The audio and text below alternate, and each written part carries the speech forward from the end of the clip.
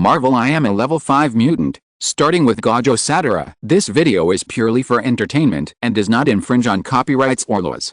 The rights to the novel and image belong to the original author. We do not claim ownership. Don't like waiting and want to listen to this fanfic in full now? Subscribe to our Patreon, where you'll find the best fanfics. Chapter 51 Obelisk. Several agents quickly approached the beach villa. The leader of the agents was quite familiar to Sumu. He was an elite agent who had appeared several times in the Marvel series of movies, Crossbones. There is no doubt that these agents belong to Hydra, but I don't know why they came to him this time. Crossbones led several agents to the beach villa. The closer he got to the villa, the faster his heart beat. Even his well-trained psychological quality could not suppress this throbbing.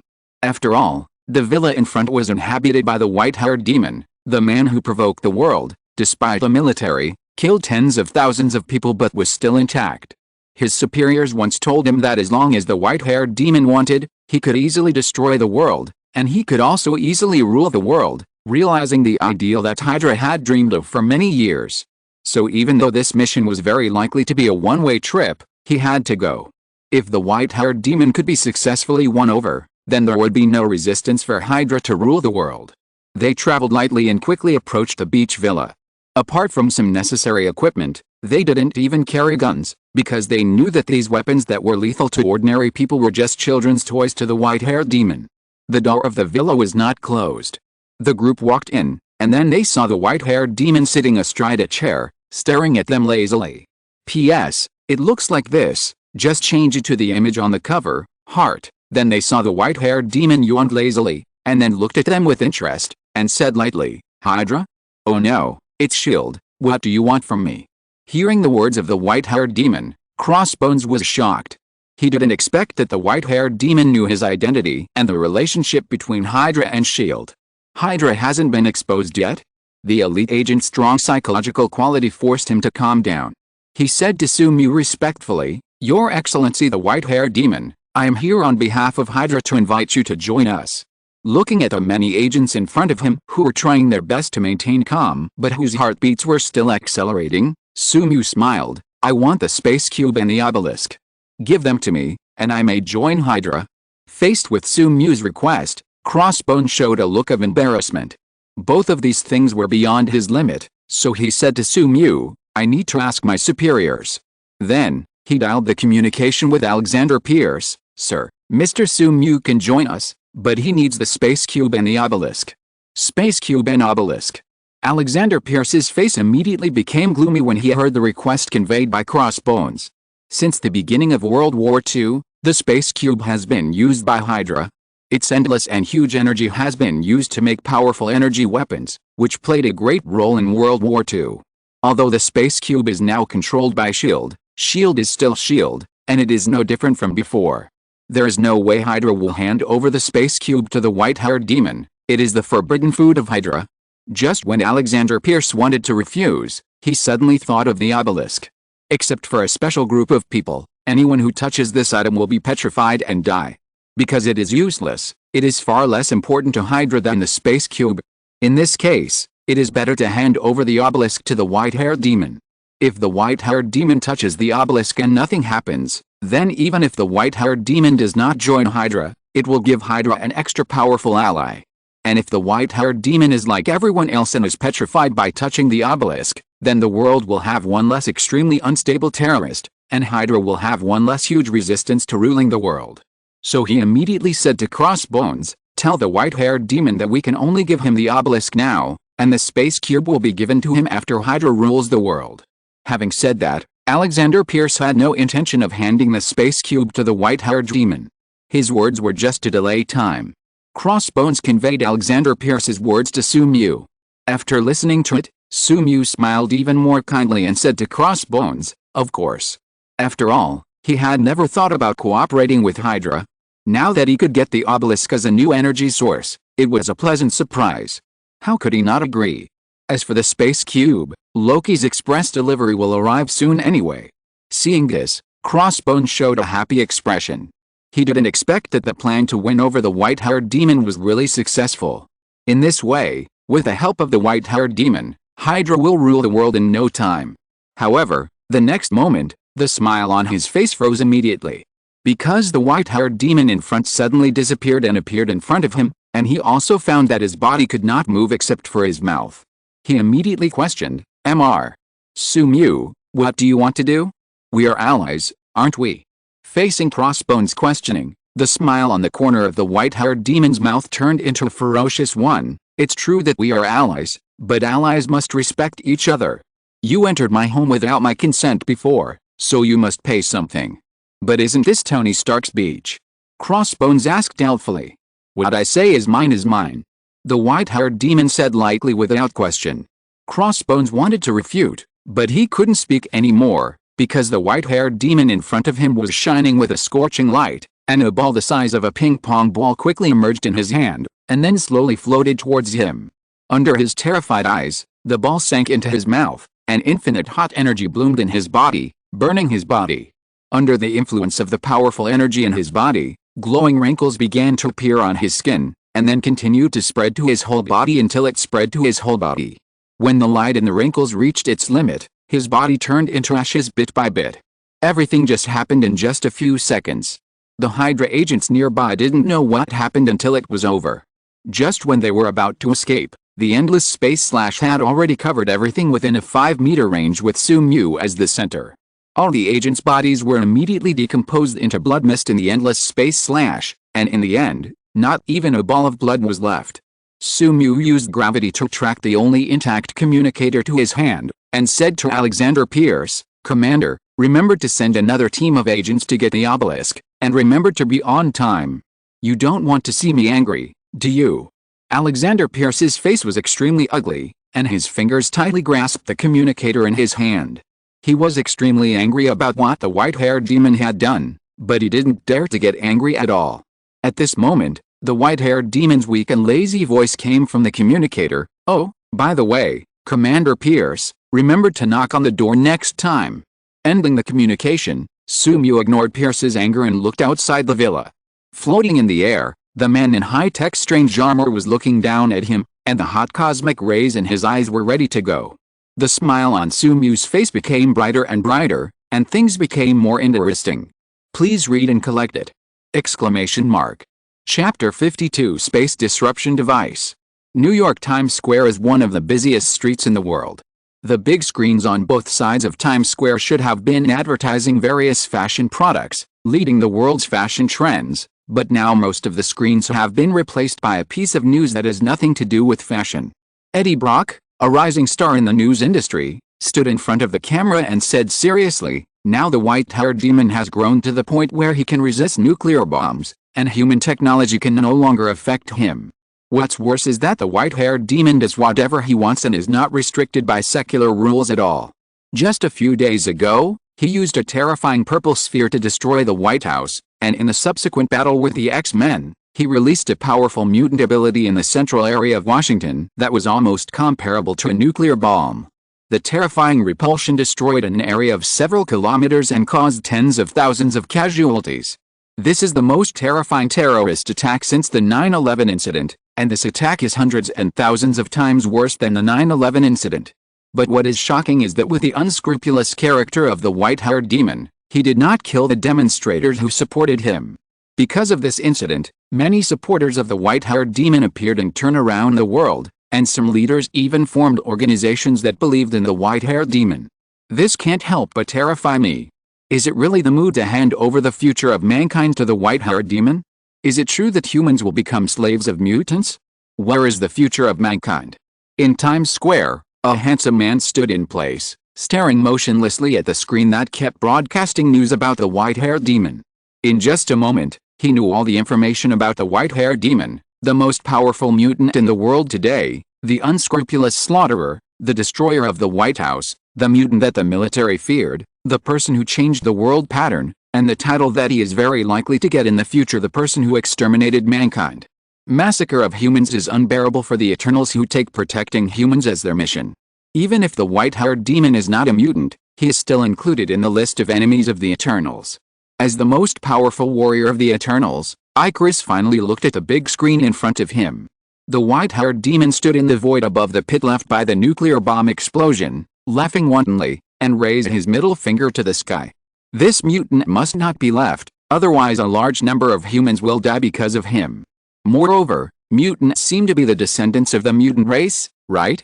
That's even more damnable. Holding a strange device given to him by the SHIELD agent, recalling the location of the white-haired demon that the SHIELD agent told him, Icarus soared into the sky and flew towards the black coast of San Diego, California at a high speed. Icarus's speed was very fast.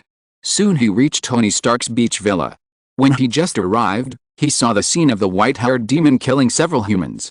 The white-haired demon seemed to have discovered him at this time, looking at him, with a cruel and happy smile on his face. Sure enough, the white-haired demon must be killed, otherwise the duty of the Eternals will never be completed. He looked down at the white-haired demon from a high position and arrogantly issued a judgment, "Mutant, you deserve to die." Although humans were reporting the horror of the white-haired demon, he still didn't think that the white-haired demon would be stronger than himself. He was the most powerful warrior of the Eternals and was not afraid of any challenge, let alone the descendants of the mutant race, mutants. At the same time, on the space carrier, Nick Fury and Coulson carefully watched the pictures taken by the surveillance satellite in front of them. At this time, Icarus and the white-haired demon had already come into contact. If it didn't go as expected, the two would definitely clash. Nick Fury suddenly asked Coulson, "Coulson, do you think Icarus can defeat the white-haired demon?" Coulson replied, "If he relies on himself alone, he can't break the white-haired demon's space defense, and it is almost impossible for him to win. But with a space disruption device made by Dr. Reed Richards, he should be able to hurt the white-haired demon and have a good chance of winning." Hearing Coulson's answer, Nick Fury did not agree. Although the space disruption device made by Dr. Reed Richards should be able to work, he did not think that the white-haired demon would fail. Who knows what kind of abilities the white-haired demon has hidden, and what abilities have undergone transformation during this period. When Icarus just appeared, Sumu recognized his identity, the Marvel version of Superman. This Eternal named Icarus has most of Superman's abilities. Cosmic rays similar to heat vision are emitted from his eyes, super strength, super speed, super defense, flying in midair, etc. However, these abilities are weaker than Superman, and he does not have a life force field and the ability to shine the yellow sun to become stronger. But even so, he is still strong, the most powerful warrior among the Eternals on Earth. When Sumu first met Icarus, he was still very happy. After all, the newly upgraded Unlimited Art had a new target to test its strength. Just now, those ordinary agents could not exert the full power of the LV4 Unlimited Art at all. But after hearing Icarus's arrogant words, Sumu was unhappy. "No, little brother, what kind of person are you? How dare you talk to me like this?" Without hesitation, Sumu disappeared from the spot in an instant and came to Icarus. Icarus obviously didn't expect Sumu's speed to be so fast. He was punched in the face in an instant. With a roar of black and red lightning, his handsome face was instantly deformed, and a blood flower bloomed on his face. He was instantly knocked out, breaking through the sound barrier with great force, crashing into the ocean, splashing huge waves tens of meters high. Icarus kept sinking in the seawater, and his previous arrogance and contempt completely disappeared. At this time, there was only one thought in his mind: who am I, where am I, and what just happened? With the strong physique of the Eternals, even if they could withstand Sumu's black flash head-on, they would not lose the power to resist. He immediately rushed out of the sea, floated on the ground, and looked at the white-haired demon in front of him with a serious expression. The white-haired demon was more powerful than he thought. However, Icarus activated the space disruption device, and at the same time, his eyes shot out cosmic rays, and suddenly attacked the white-haired demon. The white-haired demon must not have thought that his space defense ability would fail. The white-haired demon would definitely be severely damaged by his cosmic rays. The space interference device disrupted the surrounding space, and the cosmic rays were indeed not blocked, and shot straight at the white-haired demon. Seeing that the white-haired demon was about to be penetrated by the cosmic rays, Icarus was about to show a triumphant smile on his face, but suddenly found that the white-haired demon was looking at him sarcastically, and the cosmic rays flying towards him could not hurt him at all, but were absorbed by him. Please read, collect, and vote for the monthly ticket! Exclamation mark. Chapter 53. You are weak, but you are still going to die. Icarus didn't know that the white-haired demon actually had the ability to absorb energy. Seeing that the attack he had high hopes for was not only ineffective against the white-haired demon, but also enhanced the white-haired demon's energy, he immediately realized that things were not as simple as he thought. The previous frivolity and arrogance completely dissipated. Icarus fully exerted the talents of the Eternals, constantly interacting with the surrounding cosmic energy to enhance his physical fitness. He was no longer arrogant, but still didn't think he would lose, so he said to the white-haired demon with a serious face, "You are strong, but you still have to die." Sumu looked at the Marvel version of Superman in front of him. Through the energy vision of the 6 eyes, he could see the golden energy core in his body. The Eternals have an energy core with almost infinite energy implanted in their bodies as a life energy source. Even if it is not the real infinite energy of the Infinity Gems, it should not be underestimated. In particular, these energy cores have an advantage that the Infinity Gems do not have, that is, the energy is stable and easy to absorb. Even if Sumu has level 4 energy absorption at this time, he is not sure that he can easily absorb energy from the Infinity Gems. If it is the energy core of the Eternals, then it will be simple. If Sumu obtains the energy core in Icarus' body, it will be enough for him to use for a long time. He will no longer need to use the arc reactor. Just absorbing the energy core will be enough to support him until he can easily absorb the energy of the Infinity Stones. However, it is not easy to kill Icarus. The Eternals were created by the leader of the Celestials, the Judge Alasum. Their bones and muscles are made of extremely special materials, which also creates their terrifying strength and defense. And as the best among the Eternals, Icarus has stronger strength and defense. Most importantly, Sumu knows that Icarus has an extremely amazing flying speed, far exceeding the limit of his current flying speed. As long as Icarus wants to escape, he can't catch up at all. In addition, the armor on his body was also created by the Celestials and has extremely high defense capabilities. With the physical defense of the Eternals themselves, even the Hulk's defense capabilities are far inferior. So it is difficult to kill Icarus. However, the unlimited technique has just been upgraded and transformed. Sumu is confident to try it. After using the Black Flash, Sumu entered the zone state and became more proficient in controlling the abilities in his body. With a level 3 6 eyes and level 4 energy absorption, he can use the Black Flash 100%. Ignoring Icarus' words, Sumu disappeared from the spot again and appeared in front of Icarus. However, Icarus was not careless at this time and reacted immediately. However, the arrogant Icarus did not dodge even though he knew that Sumu had the ability to absorb energy. Instead, he confronted Sumu head-on. The fists of the two immediately collided, accompanied by terrifying black and red lightning. The terrifying impact aftermath spread around with the two as the center. Tony's villa could not hold on under the terrifying impact and immediately turned into ruins. Even the underground laboratory was not spared. Under the impact of the aftermath, the seawater below the two suddenly sank, forming a circular hole, and a large amount of seawater rushed to the distance, forming a wave of dozens of meters. Sumu and Icarus fought together, constantly destroying the surrounding terrain. Icarus was more and more surprised as he fought. Sumu's energy absorption seemed to have no limit. He kept absorbing the kinetic energy of his attack and constantly strengthening his body, like a black hole, to swallow him completely. As the battle continued, Icarus' confidence was gradually wiped out. He no longer had the initial arrogance. He looked at the white-haired demon in front of him with a solemn face. He could not cause any harm to the white-haired demon at all. Any energy would be absorbed and turned into the white-haired demon's nutrients. However, the white-haired demon's attack could not cause any harm to him. Even though the speed of the white-haired demon was very fast compared to ordinary people, it was still too slow compared to him. He could easily dodge it. And even if he was hit head-on by the powerful black and red singularity, as long as he was not hit in the head, he would not be seriously injured, and the injury would recover quickly because of the strong physique of the Eternals. This also made Icarus feel relieved. The white-haired demon was just very difficult to absorb energy. As long as he cooperated with his companion's abilities, he could easily kill the white-haired demon. He did not think that the white-haired demon could resist Circe's material conversion. This was not an ordinary energy attack, but a reshaping of molecules. Thinking of this, Icarus wanted to leave and look for reinforcements. He was just arrogant, but not stupid. After colliding with the white-haired demon again, he turned around and wanted to leave.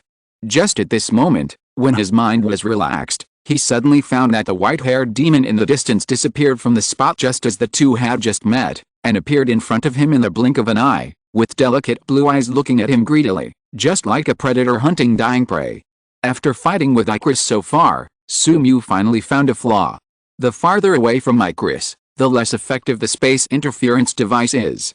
With a continuous adaptation of the 6 eyes and the weakening of space interference, he can finally use the unlimited technique at this time. The azure black hole and the black and red singularity formed in his palm, and finally merged into a purple imaginary mass the size of a basketball. The unlimited technique was fully running, and Sumu abandoned the original technique of teleporting Kang and changed to continuous use of space movement to move. Although continuous space jumps in a short period of time will cause a heavy burden on the body, it also brings unprecedented extreme speed.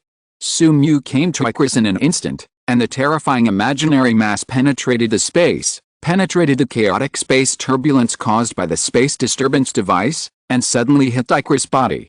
The special body structure carefully developed by the God Group was like paper in front of the purple imaginary sphere. There was no difference. First of all, the indestructible eternal armor, followed by the skin that could withstand the nuclear bomb explosion without injury, then the muscles that gave the Eternals powerful strength, and finally the strongest bones.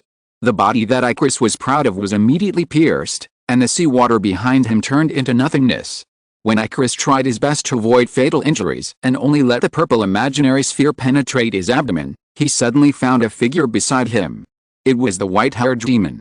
At the same time, the demon's whisper rang in his ears, just as he had just said, but it was slightly changed. "You are weak, but you are still going to die." Because the space disturbance device of the previous attack was also destroyed, Sumu could use space movement next to Icarus. The speed of short-distance space movement is faster than that of Icarus.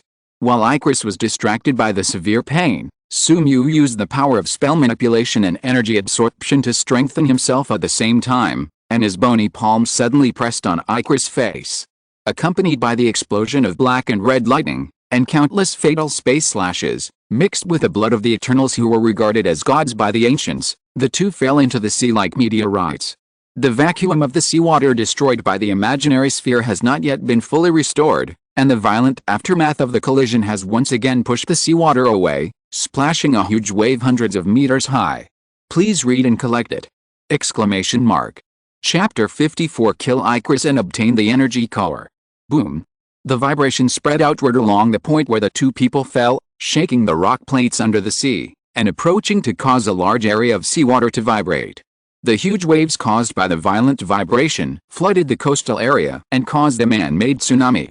In the rocks under the sea, a huge pit was created because of the fall of the two people, and now the seawater is backflowing, flooding the entire pit.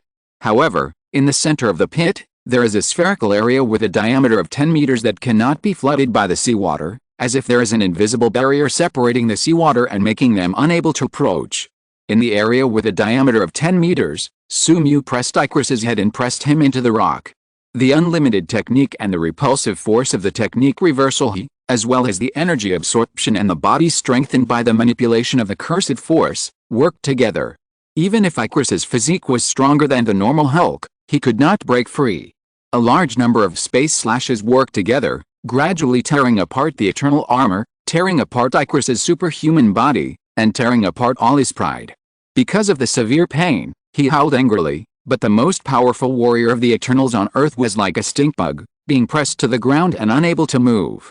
Sumu looked at Icarus, whose body was constantly breaking and regenerating, and thought silently. Now that he had just obtained the level 4 unlimited technique, the power of the space slash was still too weak to be condensed. It was okay to deal with immortal bodies, but if it was against an inhuman body like the Eternals, although it could still break the defense, the power would be greatly reduced. It would take a long time to completely kill Icarus with a space slash. Seeing that Icarus under him still did not give up struggling, Sumu showed him a bright smile, and in Icarus's uneasy eyes, he changed his posture, stepped hard on Icarus's head with his feet, and then made a gesture of holding his hands in the air. The palm of his left hand opened naturally, and the palm of his right hand crossed with his left hand and held it in a virtual grip. In the spherical space with a diameter of 10 meters under the sea, the azure black hole and the terrifying black and red singularity formed each other and then collided. Accompanied by purple lightning-like energy, The virtual sphere slowly formed in front of Sumu. Virtual style. Seeing this purple sphere that could easily penetrate his defense again, Icarus' fear of death reached its limit. He struggled hard, and golden cosmic rays shot out from his pupils, trying to fight back, but all these cosmic energies were absorbed by Sumu and turned into his energy. After struggling in vain, Icarus immediately threatened Sumu, "Human, let me go. I am carrying out a great mission issued by the leader of the celestial gods, Judge Alisum. If you kill me, you will definitely be killed by the great celestial god." While controlling the formation of the virtual Z, Sumu mocked, "Is it to maintain the growth of the human population, provide nutrients for the geocentric celestial god, and then destroy the entire Earth?" Being exposed by Sumu, Icarus showed a shocked look. "Why do you know this?" Seeing that Sumu did not answer, the purple horror sphere was about to form. The fear in Icarus' heart rose again, and the image of another eternal woman appeared in his mind. Circe. No, he wants to go back, and he still wants to keep the memories between him and Circe. He struggled with all his strength again. But the purple illusion sphere was completed, and with Sumu's finger-snapping gesture, the terrifying illusion sphere flew towards Icarus' head. Then, in Icarus' horrified look, he completely annihilated his head, and then continued to fly downwards, annihilating everything along the way, forming a huge deep pit with a diameter of tens of meters on the seabed. Icarus' head was completely annihilated by the virtual. Even the Eternals could not recover from this injury, and his life was completely gone. The most powerful Eternal warrior on Earth was killed by the white-haired demon under the deep sea. Using gravity to control Icarus' remains, floating in front of him, a thumb-sized purple illusion sphere formed in front of Sumu's index finger, and then controlled by it to cut Icarus' body. Slowly, a golden energy core appeared in front of Sumu. Even after millions of years of use, it still emits huge energy. Sumu's face showed excitement. He placed the energy core in the pocket space. He felt the cosmic energy coming from the pocket space and smiled brightly. Loki and Jane Foster's express delivery had not arrived yet, but Icarus was the first to deliver the express delivery. What a kind person! After throwing Icarus' body into the bottomless circular pit, Sumu rushed out of the sea and flew away. He remembered that Tony had a Sea View villain nearby. On the space carrier, Nick Fury and Coulson were silent. They had already known what happened from the images transmitted by the surveillance satellite. The white-haired demon flew out of the seabed intact, but there was no trace of Icarus. It is self-evident who will win and who will lose.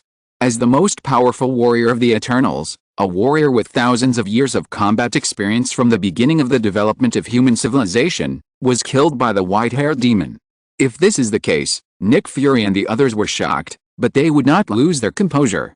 However, the surveillance satellite clearly transmitted the picture just now. The white-haired demon who rushed out of the seawater was extremely neat, except for some water stains on the corner of his clothes, and there was no injury at all. This means that the gap between the strength of the white-haired demon and Icarus is too big, and it has even reached an overwhelming gap. Nick Fury repeatedly watched the battle between the two, and finally stopped. The picture was frozen at the moment when the white-haired demon rushed out of the water. What happened to the white-haired demon? How could he defeat Icarus so overwhelmingly? Nick Fury kept repeating this question in confusion. After a while, Nick Fury recovered from the shock, and the feeling of powerlessness that came over him was unbearable even for him. With their strength, it is extremely difficult to deal with Icarus, let alone the white-haired demon. However, as the world's most elite agent, Nick Fury still adjusted his emotions and said to Coulson, who was also shocked, "Inform the Eternals of the news that Icarus was killed by the white-haired demon, and give them the white-haired demon's current detailed information and the video of the battle with Icarus." Although the Eternals' strength has been greatly reduced after losing Icarus, their abilities are unique and may cause some trouble to the white-haired demon, and even kill the white-haired demon with a small probability. In addition, send a message to Dr. Reed Richards, asking him to study a more powerful space interference device and a device to target the white-haired demon's energy absorption ability. P.S. Mr. Fantastic, Reed Richards, except for the funds necessary for the operation of the base, all other funds will be given to Dr. Reed Richards for research.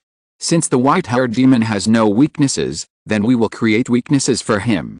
Please read and collect! Exclamation mark. If you're listening to this novel on a channel other than Fanfic World, it means they downloaded and uploaded it without effort. We cordially invite you to visit our channel, Mundo Fanfic Novelist. There you'll find the original version of this story, and you can explore many other novels of various genres. We're waiting for you to immerse yourself in a world of incredible novels. Chapter 55 Portal Level 2. In the curator's office of a museum, several Eternals wearing strange armor gathered here. After a long time, they met again, but this reunion was destined to be incomplete, because the strongest warrior among them, Icarus, had died. The atmosphere in the room was particularly heavy, and every Eternal's face revealed a sad expression. Although after a long time, their ideas diverged, and after the demise of the mutants, they dispersed and went to live the life they wanted. But despite this, they still valued each other because they were each other's only companions. At this time, there were no other Eternals on the Earth except for a few of them, and every Eternal companion was extremely precious. But at this time, one of them died, and the one who died was the most powerful Icarus, and he died at the hands of the descendants of their enemy, the mutants. This is something they can't stand. Among them, Circe, an Eternal woman with the ability to transform matter, was the saddest, because Icarus was her partner who had been with her for thousands of years. At this time, her beloved partner died. Even if she was gentle, she fell into endless hatred at this time. Icarus is dead, killed by the level 5 mutant white-haired demon. We must avenge him, Circe said angrily to the other Eternals. She wanted to kill the white-haired demon immediately to avenge Icarus. But her remaining reason told her that she couldn't rashly go for revenge. Even Icarus was killed by the white-haired demon, so she was definitely not an opponent.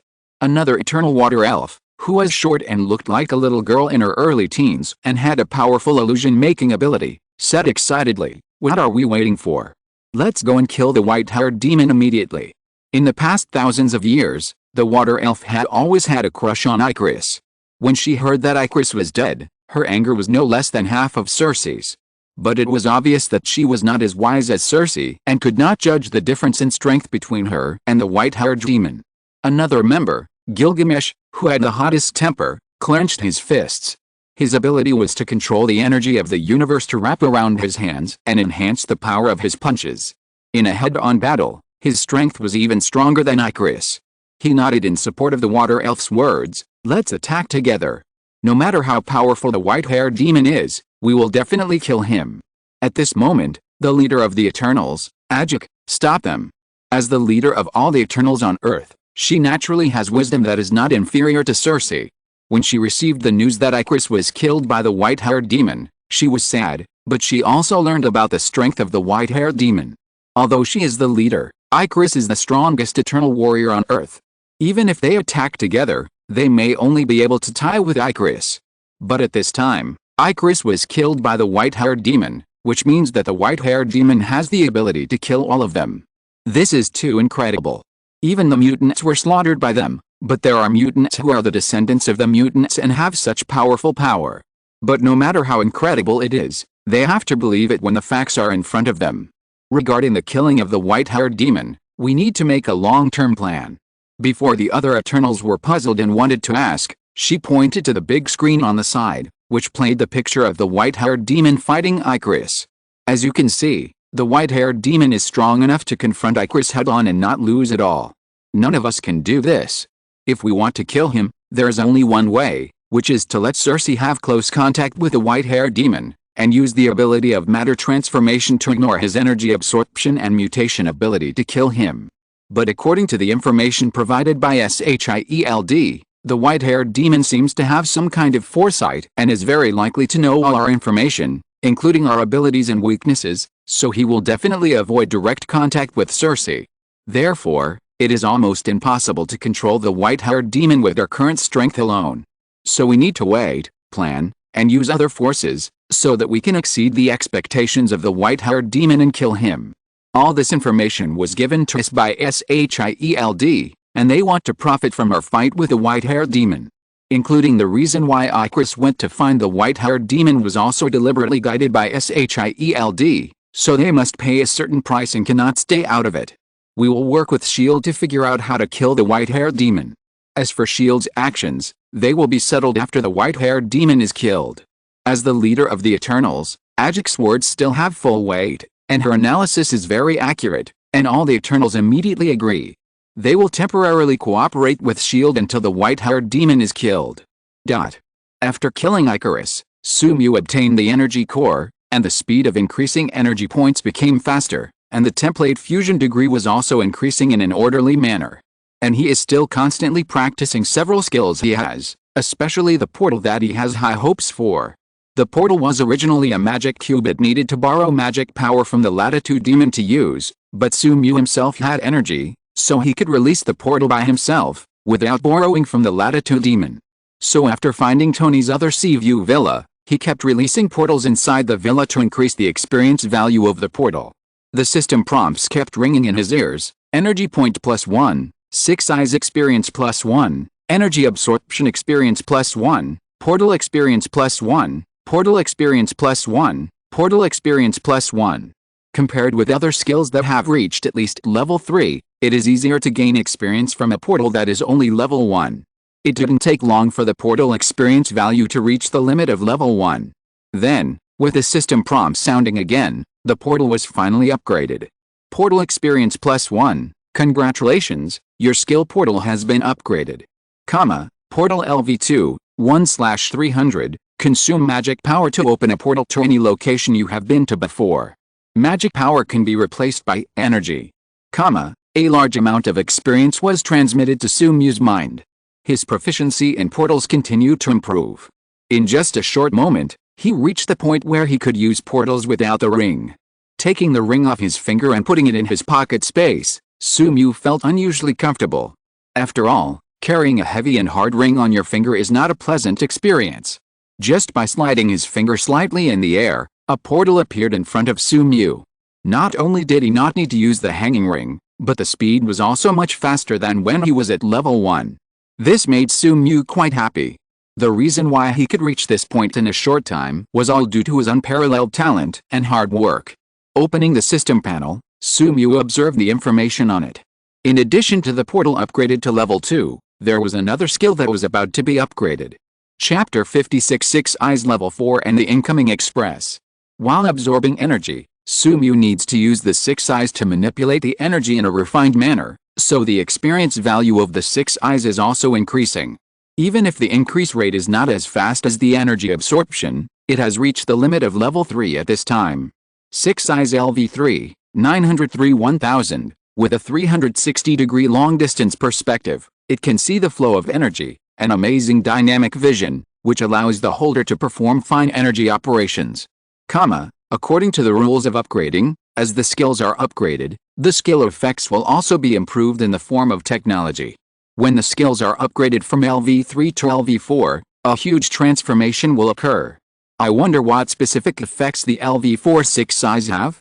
Fully activate the 6 eyes, carefully observe the surrounding situation, and constantly manipulate the energy to the limit to continuously increase the experience value of the 6 eyes.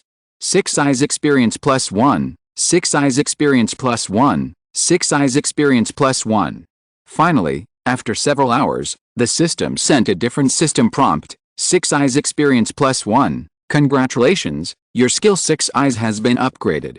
6 eyes LV4, 1/5000, possessing a 360-degree long-distance vision, able to see the flow of energy, amazing dynamic vision, and perspective ability, allowing the holder to perform extremely delicate energy operations. The original 2-kilometer absolute visual range expanded rapidly, 1, 2, 3 times, until it stopped 5 times. At this time, his visual range was shockingly expanded to 10 kilometers. In addition to the expansion of the visual range, the perspective ability was also greatly enhanced. He could observe everything within 10 kilometers, and nothing could resist his perspective. Of course, this may also be because he did not find out that perhaps some strange metals or the magic circle of Kamartaj may not be visible to him.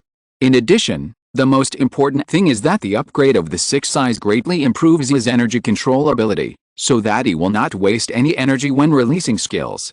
And the energy vision of the 6 eyes has also been improved, and it can observe more obscure energy flows, such as human heat, wind energy flow, solar energy, and even the protective magic circle covering the entire Earth cast with Kamartaj, New York Sanctuary, and London Sanctuary as the core. Looking at the boundless magic circle that covers the entire sky, It is this magic circle that blocks the prying eyes of the latitude demon and protects the Earth from external interference. Retracting his sight, Sumu once again focused on the system panel. After this period of continuous absorption of energy, the template fusion degree has been greatly improved, and now it is template fusion degree 78%. Another 2 percentage points will reach 80%, and new skills should be unlocked. Now that almost all of Gojo Satoru's skills have been unlocked, when the template fusion degree reaches 80%, the field expansion infinite space should be unlocked. As the most profound technique in the world of Jujutsu Kaisen, all abilities in the field will have a guaranteed effect, and Gojo Satoru's field expansion infinite space has its own ability, that is to pull the opponent into the inner side of the limitless limit, forcing the opponent's brain to repeat perception and conduction countless times in order to stay alive, generating a large amount of invalid information, causing the brain to lose function and can only stand and wait for death. Of course, this is only Gojo Satoru's infinite space. I wonder what kind of additional abilities the infinite space will show as the level increases? Sumu was looking forward to it. Just then, a portal opened beside Sumu, and a figure walked out of the portal. The person who came was Tony, but he was not dressed like a playboy in the past, but in a yellow monk's robe. Through the observation of the 6 eyes, Sumu could clearly see the energy flow in Tony's body. During this period, he had obviously made great progress in camouflage. But Tony was still Tony. Even with the teachings of the Supreme Sorcerer, his essence had not changed much. After seeing Sumu, he complained with an exaggerated expression, "My God, when I arrived at my Seaview villa, why could I only see an empty sea, and even the coastline had changed dramatically? Sumu, can you tell me what happened?" Looking at Tony who was complaining in front of him, Sumu said perfunctorily, "Maybe a meteorite fell on your villa." Hearing Sumu's answer, Tony was choked for a moment. Very good, this was in line with Sumu's previous style. It was just a Seaview villa worth hundreds of millions of dollars, so Tony didn't care much. He walked towards the underground laboratory and said to Sumu, "Sumu, please don't disturb me recently. I have something important to do." My God, the interaction between magic and technology is too wonderful. Looking at Tony who couldn't wait to go to the basement to make a new magic armor, Sumu used gravity to attract him, and then slowly said under Tony's puzzled gaze, "Have you forgotten that I still have an important news to tell you? Don't you want to know the truth about your parents' death?" After telling Tony that his parents did not die in a car accident, but were killed by the Winter Soldier, Sumu left the Seaview villa. He had no intention of living with another man. And because of telling Tony this news, plus the agency fee for introducing the Supreme Sorcerer, Sumu asked Tony for the shares that originally belonged to Obadiah. At this time, he was the second largest shareholder of Stark Industries after Tony, and a newly rich man. Coming to another villa that he had bought before, after playing with several Hollywood actresses, Sumu entered the highest state of no desire. He lay in the living room and enjoyed the massage services of several actresses. He turned on the huge TV hanging in the living room and wanted to watch the entertainment programs of the Marvel world. Suddenly, a piece of news attracted his attention. A familiar figure appeared on the screen. It was the rising star of the news industry, reporter Eddie Brock. He was at a banquet at this time. The surrounding environment was in chaos. The shrill screams and chaotic flow of people filled the luxurious banquet hall, and he was constantly talking to the camera. It can be clearly seen that this live broadcast was impromptu and there was no preparation. Even Eddie Brock's clothes were stained. P.S. Venom, Eddie Brock, but even at the scene of the terrorist attack, the reporter who was willing to risk his life for the news still showed excellent professionalism. "Hello everyone, I am reporter Eddie Brock, and I am currently at a banquet. Just now, a mysterious man holding a strange scepter attacked the banquet and killed many innocent people." Looking at the familiar banquet scene that had appeared in the movie, and the long-haired man in a suit holding a strange scepter in the distance, Sumu pushed the actress below away, used gravity to attract the clothes scattered on the ground in the distance, and then ignored the complaints of the actress, put on the clothes and walked out the door. The express delivery came, and he wanted to go and receive it. At this time, several meteors suddenly crossed the sky, leaving beautiful tracks and falling in an unknown corner in the distance. Some unknown alien creatures also want to join the exciting drama that is about to happen. Please read and collect it! Exclamation mark. Chapter 57, The Invasion of the Symbiote. Eddie Brock was originally a reporter who was about to be fired, But he accidentally filmed a picture of the white-haired demon, and his luck changed. From the initial battle between mutants on the street, to the killing of Ironmonger, the ravage of Abomination and Hulk, the confrontation with the X-Men on the street, surviving the nuclear bomb intact, and finally destroying the White House. He filmed all these news by coincidence or intention, and his fame continued to rise with each report and the increase in the popularity of the white-haired demon. Now he is a hot figure in the global daily and a rising star in the news industry. Today, he was invited to a banquet and found that a strangely dressed person killed several people. He immediately realized that this was another hot news. So he immediately ordered his men to turn on the camera and sent a live broadcast request to the global daily, and then hurriedly broadcast the crime scene. At this time, the live broadcast effect was just as he imagined, and the number of people watching was constantly increasing. When he was watching the number of people watching the live broadcast and was very excited, he suddenly found that the photographer in front of him looked behind him with a panicked look. Eddie Brock realized something immediately, and he turned around immediately. However, when he saw the man holding the strange scepter behind him, he felt a sharp pain in his chest. He looked down tremblingly, and saw that the strange scepter pierced his chest. At this time, a lot of blood flowed out of his chest. With a sharp pain in his chest again and the blood splattering everywhere, the strange scepter was pulled out by the man in a suit in front of him. As the blood continued to flow and his lungs were damaged, Eddie Brock felt dizzy and his consciousness gradually blurred. In the corner of his eyes, the mysterious man used a laser to kill the photographer, and then his clothes gradually changed into strange armor, and he walked slowly outside.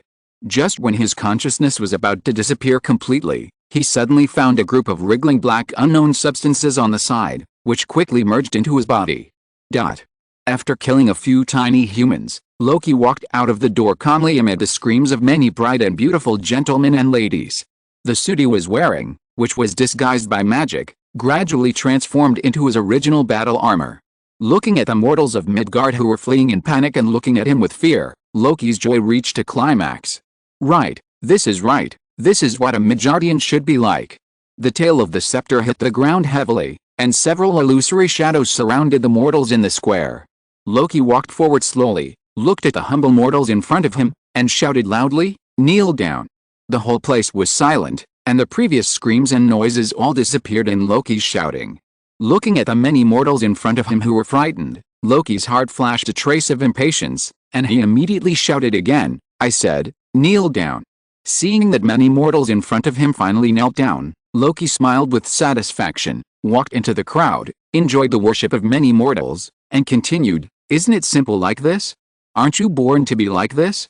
You yearn to be enslaved, and you are full of slavery in your bones. Sooner or later, you will succumb to your rulers." Suddenly, an old man with white hair stood up. He looked at Loki fearlessly, and then slowly said, "But not to people like you." Loki smiled disdainfully, "I am unique." The old man replied, "I have seen many shameless people like you." Loki was immediately enraged by the damned cowardly mortal in front of him. He waved the mind staff and pointed it at the mortal who dared to resist him, and said arrogantly to other mortals, "Look at this old guy, he is your role model." The top of the mind staff emitted a dazzling light, and a beam of energy flew towards the old man, about to kill him. At this moment, a strong man wearing a star-spangled flag pattern suddenly came in front of the old man, raised a 5-pointed star shield, and blocked the energy beam. P.S. Mind Staff, the unique material of vibranium reflected the laser, hitting Loki and knocking him down. Captain America said slowly, "I remember there was a man who was also above 10,000 people, but he was killed." Looking at the man in front of him, Loki, who had a certain understanding of Midgard, immediately recognized the identity of the man in front of him, and then mocked, "An old man who was eliminated by the times." At this time, the fighter plane driven by Black Widow opened the machine gun and said to Loki, "Loki, put down your weapons and surrender." But what greeted her was an energy ray, and the fighter plane was almost hit by the energy ray released from the Mind Scepter. Seeing this scene, Captain America immediately attacked Loki, but facing the leader of the Frost Giants and Loki with extremely strong physical fitness, Captain America was no match at all. As the shield was knocked away, Captain America fell completely into a disadvantage. And because he was humiliated by the white-haired devil before, Loki no longer wanted to play with Captain America. After finding a flaw, he immediately used the Mind Staff to break Captain America's legs, then stepped on Captain America's chest with his foot and pointed the mind staff at his head. I said, "You have been eliminated by the times." Captain America tried his best to resist, but he still couldn't resist the approach of the mind staff. When the top of the mind staff had already scratched his forehead, Captain America suddenly felt an amazing burst of power all over his body. He pushed the mind staff away and kicked Loki out. Then he saw the white viscous liquid wrapped around his body, and a huge sense of power continued to come from his body.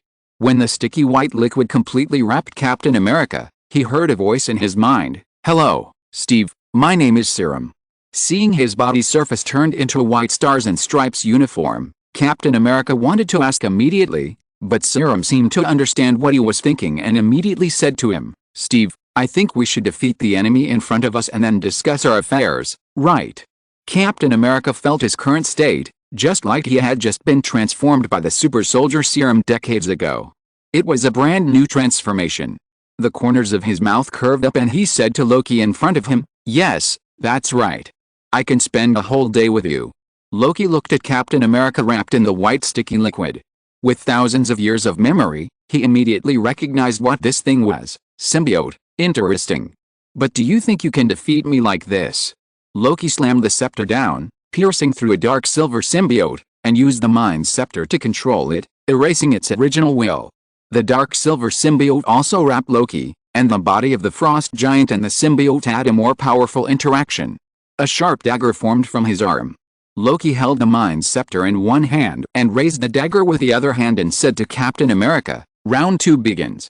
P.S. We are currently in a parallel universe modified by the author. Everything that happens is normal. Please don't be surprised. P.S. What do you think of this plot?" Several symbiotes found hosts, and then a big fight broke out. Please read and collect it! Exclamation mark. Chapter 58 Template Fusion Degree. 79%. The two wrestled again, but because of the addition of the symbiote, their fighting styles changed dramatically. The biggest change was in Captain America. Unlike Loki, who originally had extremely strong physical fitness, Captain America, even after being strengthened by the super soldier reagent, was only at the limit of mortals, and could not compete head-on with a superhuman monster like Loki. At this time, with the symbiosis of the serum, his physical fitness finally transcended the scope of humans. The symbiote on the surface of the body turned into a rope, pulling the shield on the side over.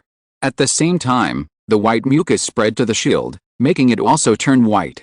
Captain America is proficient in almost all fighting skills, and his close combat ability is far better than Loki. The reason why he was not Loki's opponent was that, in addition to the interference of illusion, the physical fitness of the two was no longer a point that could be saved by skills. At this time, he was strengthened by the symbiote, even if he was still not as good as Loki, but he could delay for a while. But Loki was also strengthened by the symbiote, and because the symbiote can copy the host's ability, the riot on Loki quickly copied Loki's ability, greatly enhancing his physical strength or magic.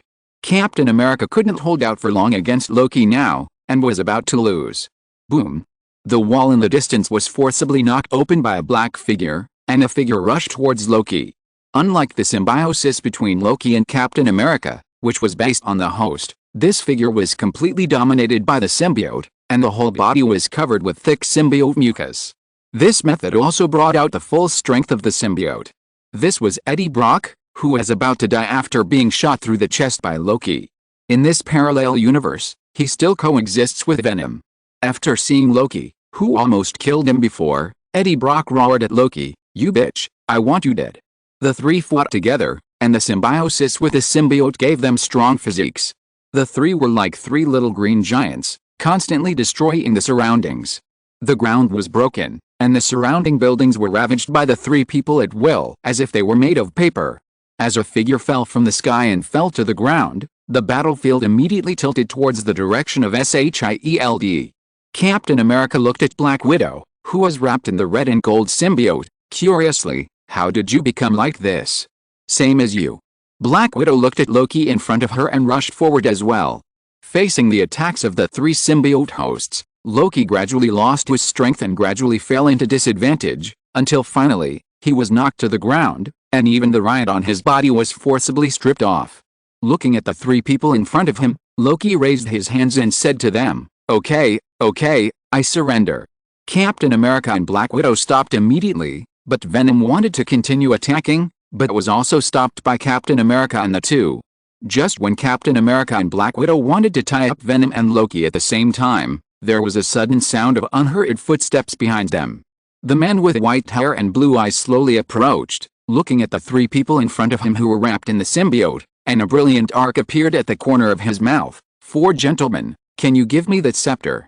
The lively scene just now immediately became quiet, and everyone present recognized the identity of the person who came. It was the strongest level 5 mutant, now the white-haired devil. "Why is he here?" Exclamation mark. Seeing the white-haired man coming, everyone showed a solemn look. They all understood the horror of the white-haired demon. Even if they were wearing the symbiote suit at this time, they still didn't think they could defeat the white-haired demon. Captain America and Black Widow looked at the white-haired demon in front of them solemnly, constantly thinking about how to solve the current dilemma in their minds. But then they desperately discovered that under the suppression of absolute strength, they had no way to deal with it at all. Facing Loki, they could still confront him head-on and win the battle, but facing the white-haired demon, they had no idea of fighting him at all. This is not the same dimension of strength at all.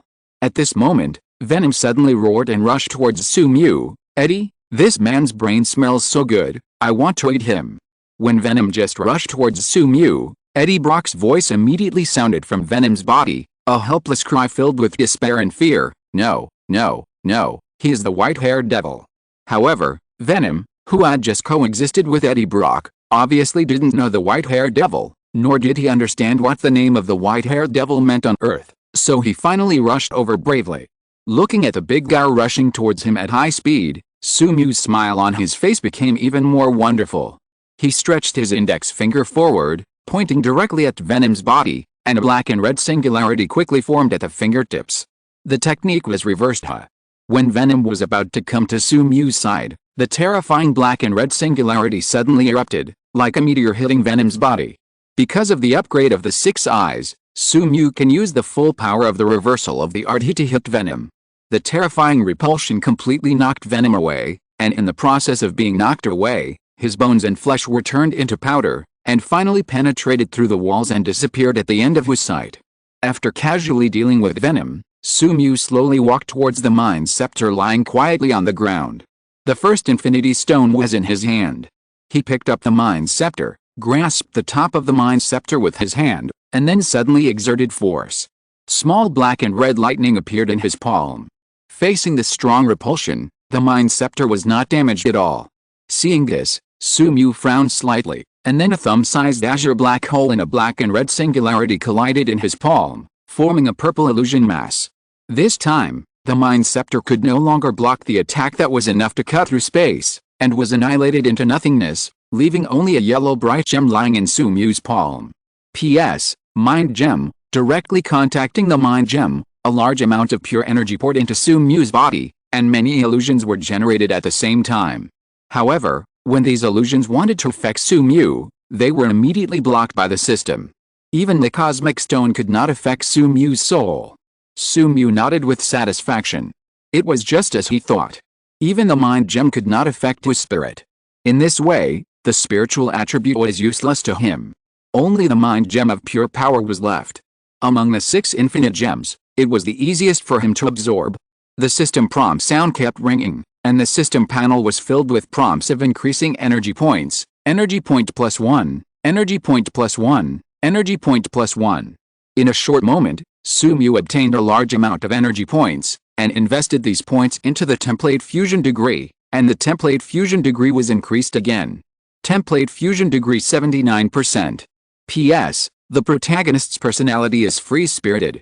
As long as it does not affect him, he will not kill people at will, but as long as it affects him a little bit, he will not be soft-hearted. Of course, the most important thing is to look at the mood. The protagonist is a pure fun person. Also, when facing a being more powerful than him, the protagonist will still give in. For example, now he is no match for the Sorcerer Supreme and Odin. Please read and collect it. Chapter 59, Su Shield Bureau. The template fusion degree has reached 79%, and the last bit of fusion degree is needed to reach 80%, unlocking new abilities. However, the energy absorption at this time cannot absorb the huge energy in the Mind Gem for a long time. Su-Mu's body feels extremely tired in just a moment. So Su-Mu can only put the mind gem in the pocket space and absorb it after his body recovers. Now that his energy absorption has reached LV4, it is only slightly stronger than the Black Emperor. It is also expected that he cannot fully bear the power of the Infinite Gem. However, after the energy absorption reaches LV5, it will be able to fully bear the energy of the Infinite Gem, and even several at the same time. The experience of energy absorption at this time is energy absorption LV4, 2987, 5000. As a skill that needs to be used all the time, the speed of energy upgrade is extremely fast. It is likely to reach the level of LV5 soon. At that time, the speed of improving the template fusion degree will be greatly improved. And judging from the efficiency of constantly absorbing the energy core of Icarus at this time, it should reach 1% tomorrow.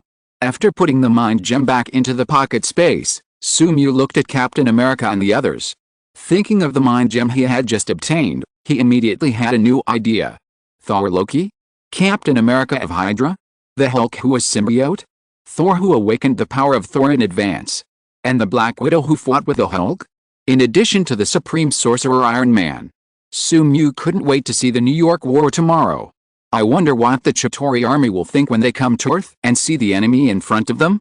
Captain America and his men suddenly had a bad premonition when they looked at the white-haired demon in front of them, but before they could resist, the power of the Mind Stone acted on them and completely distorted their minds. Sir. Including Loki, everyone bowed to Su-Mu respectfully. Looking at the people in front of him, Su-Mu's mouth gradually curled up a smile, and he said to everyone, "Return to the space carrier, we will give Nick Fury a big gift." Yes.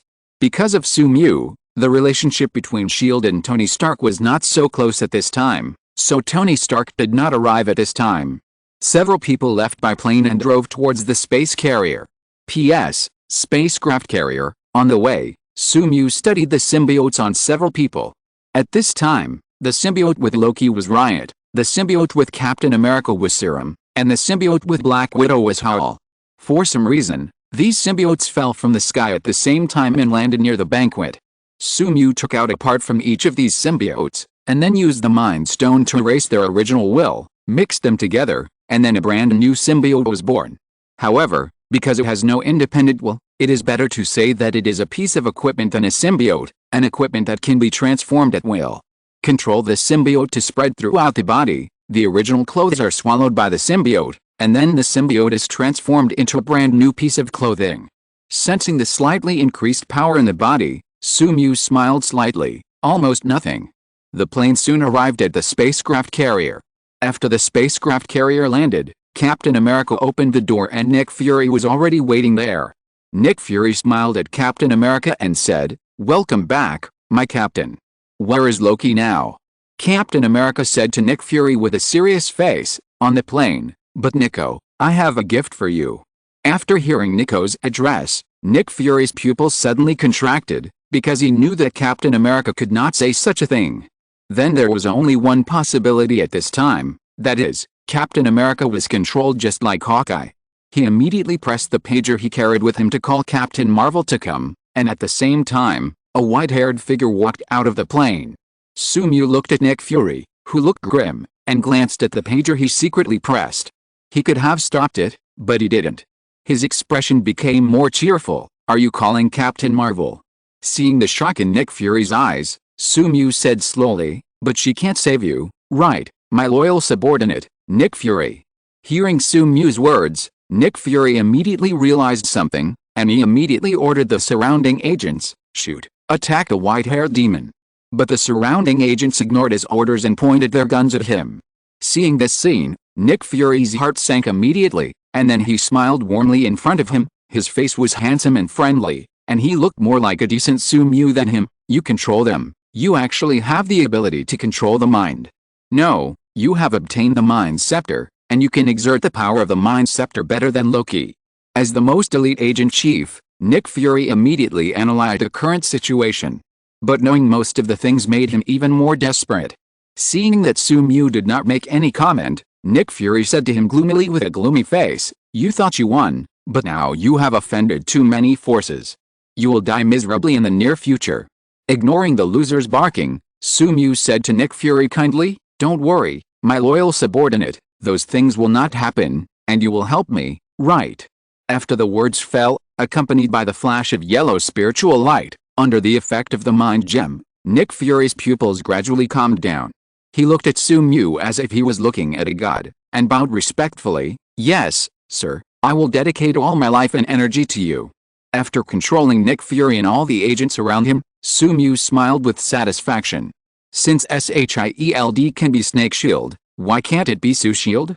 So far, Su Shield has been established for the most part. Later, under the leadership of Nick Fury, several people continued to move forward into the space carrier, controlling all the agents they met on the way. Finally, several people came to a laboratory. At this time, there was only one person in the laboratory, the Hulk, and Dr. Banner. P.S. Dr. Banner, he first said to Nick Fury, who was the first to enter the laboratory, "Sir, it will take me some time to find the whereabouts of the space cube." But he immediately stopped, and he couldn't say the next words anyway, because he saw behind Nick Fury, a white-haired man who could not appear here anyway was smiling at him. Although the smile was gentle and sunny, it made him feel cold all over. He was so impressed by this man that he had been having terrible nightmares about his demons recently. After that, he heard the white-haired demon who followed Director Nick and said to him slowly and friendly, "Dr. Banner, please bear with me. There are a few clothes that need you to process." Several hideous symbiotes immediately appeared on the surface of Captain America and several others, and kept wriggling behind the white-haired demon, exuding tyranny and ominousness. "Dr. Banner, Hulk, come out quickly. Hulk, trembling, please read and collect it." Chapter 60. The field expands into infinite space. Use the Mind Stone to control Dr. Banner, change him into the state of Hulk, and then let each symbiote symbiosis with him. Although the symbiote cannot obtain the ability of the Hulk to become stronger with anger, and the short-term symbiosis cannot allow the symbiote to fully obtain the normal power of the Hulk, it is enough to greatly increase the power of the symbiote. In a moment, Sumu controlled all the agents on the entire space carrier, changed their minds, and ordered all agents to recognize him as the master. Whether it is the Snake Shield or the only shield, they all became the Su Shield. At this time, Sumu, who completely controlled S.H.I.E.L.D. and Loki, could completely stop the Chitauri army from attacking the Earth. But he didn't intend to stop it. The Chitauri army was a good target, which could be used to test the effect of the infinite space. Moreover, he also wanted to test the power of many heroes who were now symbiotic with the symbiote. Time passed quickly, and soon the drowsy night dissipated, and the scorching sun enveloped the world again. After the establishment of the Su Shield on the space carrier, Sumu did not stay on it, but used the portal to return to his villa. Being with a bad guy or a hot actress, there is no need to consider it at all. In addition to enjoying the services of Agent Hill and many actresses at the beginning, Sumu put all his energy into absorbing energy and improving the template fusion degree. After a night of hard work, the template fusion degree finally increased again. Energy point +1, template fusion degree. 80%, you have unlocked a new skill, infinite space.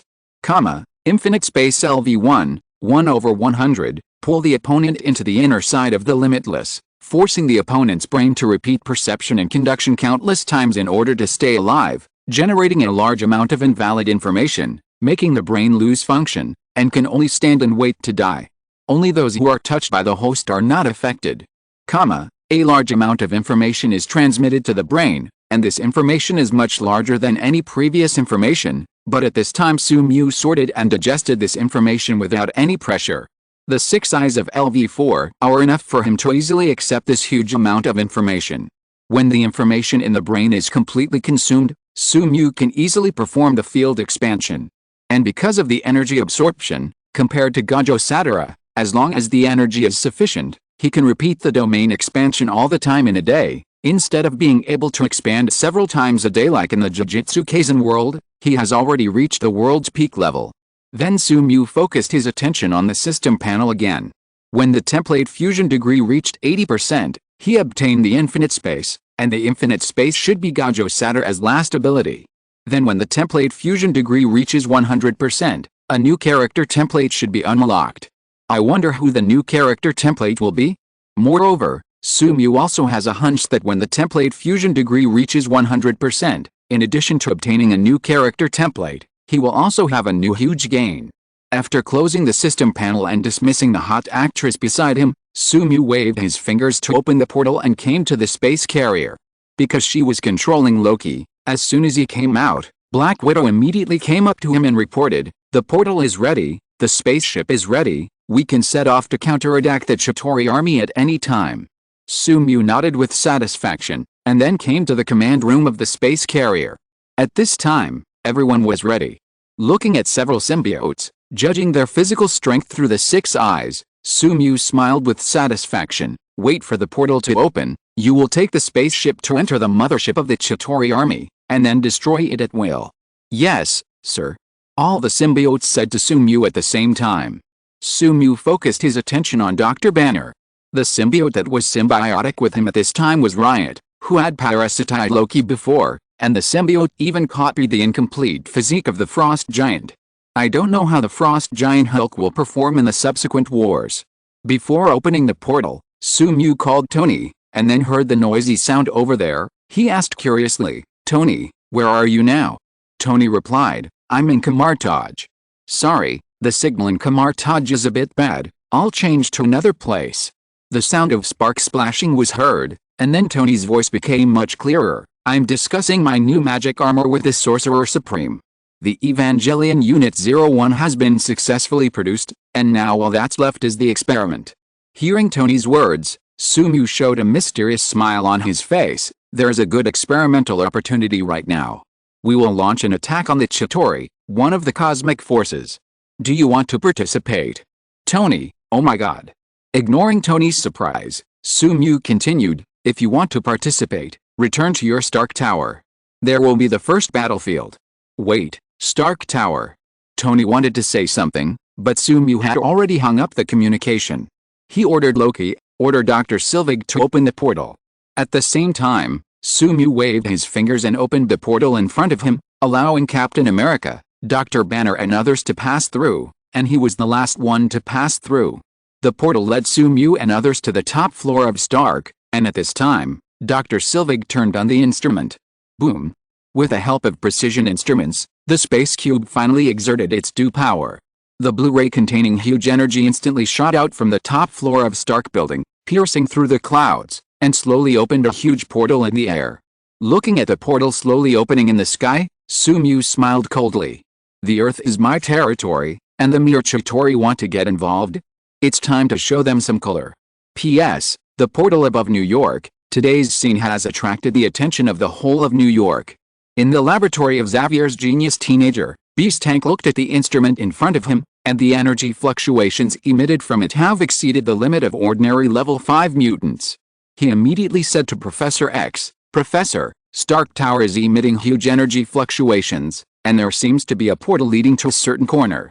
Professor X placed his finger on his temple, and the ritual traveled through space to a passerby around Stark Tower. Through the passerby's sight, he saw the portal slowly opening in the air. He immediately said to Beast Tank, "Hank, notify Jean and the others, the X-Men are going to attack." At the same time, in a corner of the universe, a huge titan sat on the throne of the king. He sensed something and looked in the direction of the planet called Earth. The elegant wizard Ebony Maw said respectfully to the purple-skinned titan, "Lord Thanos, this is the first step in your great cause. P.S. Ebony Maw, one of the 5 generals of the Black Order, please read and collect it." Exclamation mark. Chapter 61 Reverse Invasion of the Chitauri. On the top floor of Stark, a portal opened and Tony Stark walked out of the portal. At this time, he was wearing a strange red and gold armor. Unlike the previous armor, the armor was engraved with dense magic runes and emitted strong magic fluctuations.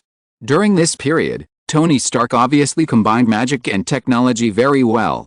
At this time, he was wearing a brand new version of the magic armor Mark 7. Walking out of the portal, Tony Stark immediately saw the strange-looking Captain America and the Hulk and others, as well as the portal in the sky. Looking at the huge portal slowly forming in the sky, Tony Stark immediately realized something and understood what shocking things Sumu had done during this period. He actually wanted to open the portal to attract other forces in the universe to invade the Earth. He hurriedly said to Sumu, "Sumu, close the portal quickly. If the portal is opened, alien forces will invade the Earth, which will definitely be a huge disaster for New York. If the portal is opened, although the aliens invading the Earth will definitely be annihilated by various forces on the Earth, The alien creatures that break into the Earth will definitely cause great damage to New York. Ordinary people will definitely suffer heavy casualties. Tony Stark is kind-hearted, and he never wants to see this happen. Facing Tony's advice, Sumu was unmoved. He just patted Tony on the shoulder, and then said with a profound charm, "Tony, you are also the next supreme sorcerer, you should take a long-term view. Now that we open the portal, it is not their invasion of us, but the beginning of Earth's domination of the entire universe." Before Tony digested the information contained in this sentence, Sumu took a step forward and came to the slowly opening portal. At this time, a large number of Chitauri soldiers had rushed towards the portal. After seeing Sumu suddenly appear, they were first slightly stunned, then showed a cruel smile, and said to their companions beside them, "An Earth human, kill him. Domination of the Earth will start from him." Sumu naturally did not understand the language of the Chitauri, but he could easily know their thoughts from the excited howling of the Chitauri soldiers. He also smiled at the Zatai soldiers. The next moment, terrifying black-red lightning was generated around him, and then gathered at the top of his index finger. Sumu stretched his index finger to the huge portal in the sky. The terrifying black-red singularity on the top of his finger quickly condensed. In the blink of an eye, a black-red singularity the size of a person was formed, and then flew out suddenly. The strong sonic boom shattered the glass several kilometers nearby. Half of the bodies of the Zatai soldiers had just passed through the portal, and before they had completely entered the Earth, they were hit by the terrifying black-red singularity. Faced with a huge repulsive force, their bodies, mounts, and guns in their hands shattered at the same time and turned into dust. The black-red singularity destroyed everything along the way and killed all the reunited Zatai soldiers. The hazy blood mist filled the universe, and the first wave of attacks by the Chitauri Legion was wiped out in one blow. After entering the universe, the black-red singularity did not stop, but continued to move forward rapidly. The commander on the Chitauri spaceship in the back saw this scene and immediately said to the soldiers beside him, "Quick, quick, attack, don't let that weird thing hit the mothership." The Chitauri mothership fired a large number of energy rays at the same time, hitting the black and red singularity. Faced with so many energy rays, the speed of the black and red singularity slowed down significantly, but it still broke through layers of interception and accurately hit the hull of the Chitauri spaceship. P.S. Chitauri's spaceship, the commander in the command room only heard a huge crash, followed by the sound of steel tearing, and then he saw a huge red warning symbol appear in the center of the spaceship status projection in front of him. Just one attack broke through their defense and caused huge damage to their mothership. Isn't this a backward planet? Where do they get this level of technology? Exclamation mark. At this moment, the deputy commander on the side reported to him, "Commander, an Earthling flew out of the portal." The commander immediately looked towards the portal, and then saw a white-haired, blue-eyed Earthling slowly flying out of the portal. As a cowardly Earthling, he ignored all kinds of deadly radiation in the universe, ignored the expanding air in his body, ignored the severe cold in the universe, ignored the mutilated bodies of other Zeta soldiers around him, and then showed them a hideous smile. This picture reminded the commander of a rumor that has been circulating in the universe in recent years. The Earth is a very scary planet, there are many terrifying existences there, and even the now famous Captain Marvel is from Earth. At first, he didn't want to believe this rumor at all. How could a cowardly Earthling like Captain Marvel be born? But when he saw the white-haired Earthling in front of him, he began to believe it. At this time, a soldier on the side suddenly reported to him, "Commander, we detected extremely powerful energy fluctuations from that Earthling. The attack just now seemed to be released by him." What? Walking out of the portal, he came to the vacuum environment of the universe. Level 4 energy absorption constantly absorbs the surrounding cosmic radiation and strengthens Sumu's body. The reversal technique constantly repairs his body, so that he can still survive even if he loses oxygen. Unknowingly, Sumu has reached the point where he can survive in the universe with his physical body. He looked at the Chitauri spaceship in front of him, pressed the communicator beside his ear, and ordered Captain America and others, "Charge!" Boom boom boom. Just after Sumu gave the order, a spaceship flew out from behind him, carrying several heroes from the original Avengers. At this time, they were symbiotic with the symbiote and rushed towards the Chitauri mothership at a high speed. "Quick, quick, intercept them, don't let them get close to the mothership." The commander immediately issued an order. He had a hunch that as long as the spaceship got close to them, something extremely bad would definitely happen. Dense energy rays shot towards the spaceship. Just when the commander thought that the spaceship was going to be destroyed, he suddenly discovered that the energy approaching the spaceship was actually absorbed by the white-haired Earthling standing on top of it, and could not hurt them at all. The next moment, the spaceship immediately crashed into the Chitauri mothership, and then several symbiotes of various shapes tore through the armor of the space shuttle and walked out from the inside.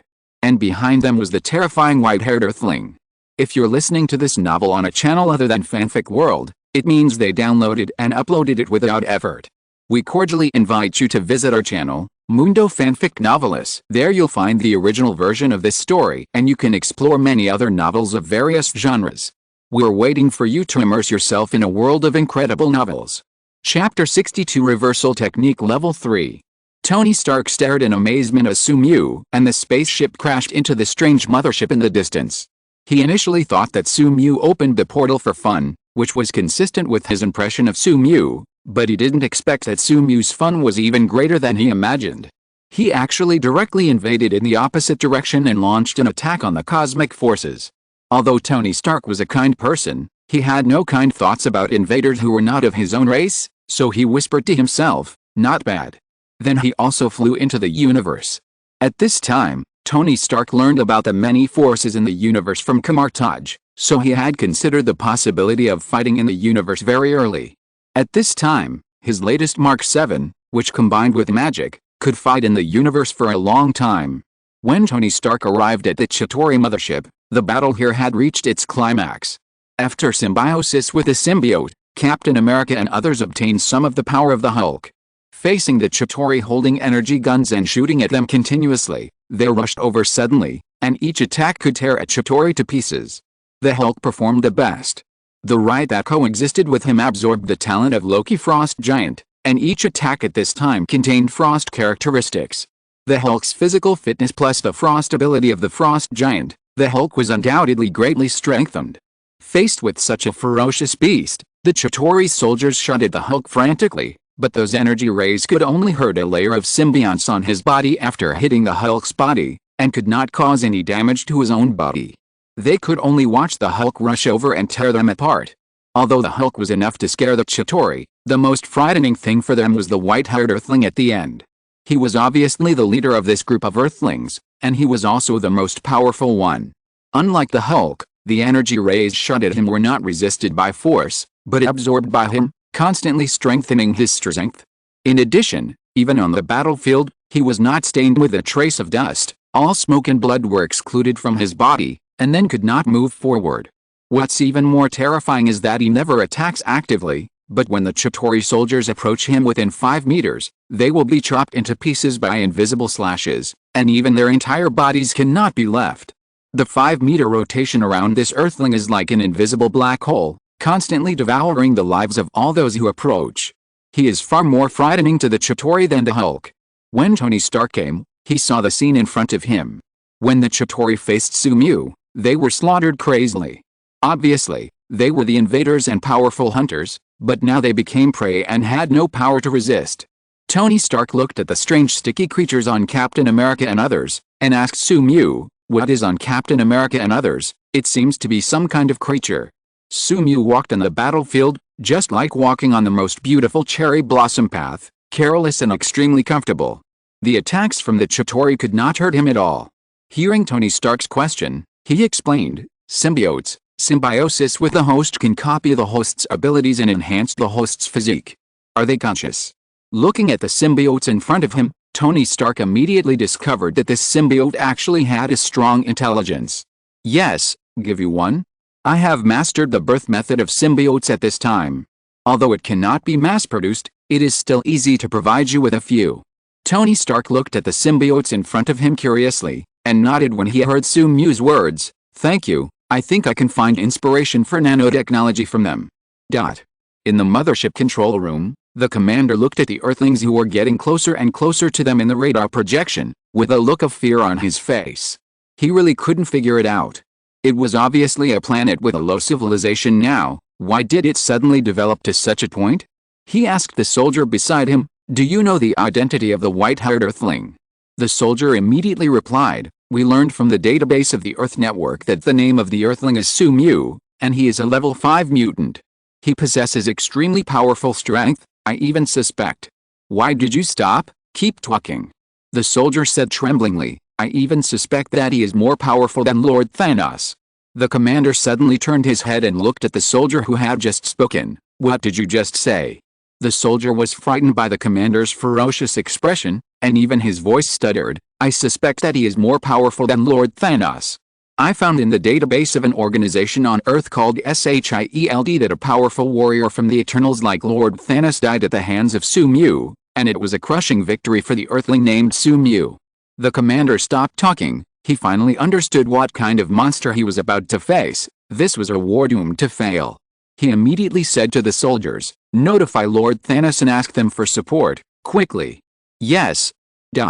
On a planet where half of the creatures were slaughtered, the flames of war continued to burn, but as time passed, even the most luxuriant flames were almost extinguished. In a camp, Ebony Moore received a message from his men that the Chitauri sent them a distress signal and claimed that there were extremely powerful humans on Earth. Upon hearing this news, Ebony Moore initially thought that it was the Supreme Sorcerer who took action, but when the Chitauri sent the image of that person's appearance, he immediately knew that it was not the Supreme Sorcerer. This made him feel relieved. The Supreme Sorcerer and Lord Thanos are both powerful people at the same level. If it was the Supreme Sorcerer who took action, it would be troublesome. Now that it is not the Supreme Sorcerer who took action, there will be no problem. However, as a loyal subordinate, he still informed Thanos about this matter, and then Thanos replied to him, send General Corvus Glaive, Proxima Midnight and Black Dwarf to kill those Earthlings, and by the way, slaughter the Chitauri. This group of useless trash has lost its due value. Yes. It was at this time that the experience of the slow-moving reversal technique was rapidly improved because the cells that were constantly damaged by lack of oxygen needed to be constantly used in the space environment. Finally, when Captain America and others were about to break through the control room of the Chitauri mothership, different prompts from the system sounded. Reversal technique experience +1. Congratulations, your skill reversal technique has been upgraded. Reversal technique LV3, 1/1000, turn the negative energy of the cursed force itself into positive energy, with a strong healing effect, and can be used on others. P.S. Why did Thanos only send 3 generals? Because the Chitauri did not dare to tell him that Su-Mu was stronger than him, they could only say that he was very strong, so Thanos did not attach importance to Su-Mu, and sending 3 black obsidian generals was already very important. Please read and collect. Chapter 63 The Arrival of the Black Jade Legion. The reversal technique was upgraded again. Su-Mu used the space blade to cut a wound on his palm. Under the effect of the LV3 reversal technique, the wound recovered immediately. At this time, the recovery speed of the wound was several times higher than that of LV2. If the recovery speed of the LV2 reversal technique was similar to that of Wolverine, the recovery speed at this time had completely surpassed that of Wolverine. If Su-Mu continued to use the reversal technique, he would have achieved immortality at this time. For him at this time, there was no pressure to continuously activate the reversal technique and the unlimited technique. In addition to the increase in recovery speed, the LV3 reversal technique can already be used on others. According to Su-Mu's guess, the LV4 reversal technique will undergo a huge transformation. Under the effect of the reversal technique, he is likely to be able to reverse his state, from immortality to being able to reverse his own time, and adjust his physical condition between infancy and old age at will. Of course, this ability can also be used on other living things, and even on inanimate objects. After the reversal technique reaches LV4, it should be possible to forcibly strip the reality gem in Jane Foster's body. After closing the system panel, Su-Mu looked forward. At this time, the Hulk, who had the physique of a frost giant, rushed among the Chitauri soldiers, constantly tearing their bodies apart. Captain America and others behind the Hulk kept killing the Chitauri soldiers that the Hulk missed. On the way to the mothership control room, no Chitauri soldier could survive. The Chitauri soldiers tried their best to stop them, but could not affect Su-Mu and others in the slightest. After a while, Su-Mu and others arrived in front of the command room. Boom! With a loud noise, the metal door of the command room was punched open by Hulk. Su-Mu and the others walked slowly into the command room. At this time, the Chitauri commander hid behind the remaining soldiers and warned Su-Mu, who is obviously the leader of the Earthlings. Earthlings, I am the vanguard of the Mad Titan. We have sent a distress signal. The terrifying Obsidian Legion is coming. If you leave now, I will forgive you for your previous offense. Sumu seemed not to hear it and walked towards the Chitauri commander. Seeing that the terrifying Earthling was approaching him quickly, the Chitauri commander immediately showed a panic on his face. He panicked and ordered the soldiers in front of him loudly, "Shoot, shoot, kill him." A large number of energy rays shot out from the high-tech guns and then hit Sumu's body, but these energy rays could not cause any harm to him, but only provided him with a few energy points. In the dense energy beams and the desperate eyes of the Chitauri soldiers in front entered a distance of 5 meters around Sumu. The body of the Chitauri soldier at the front was immediately cut in half.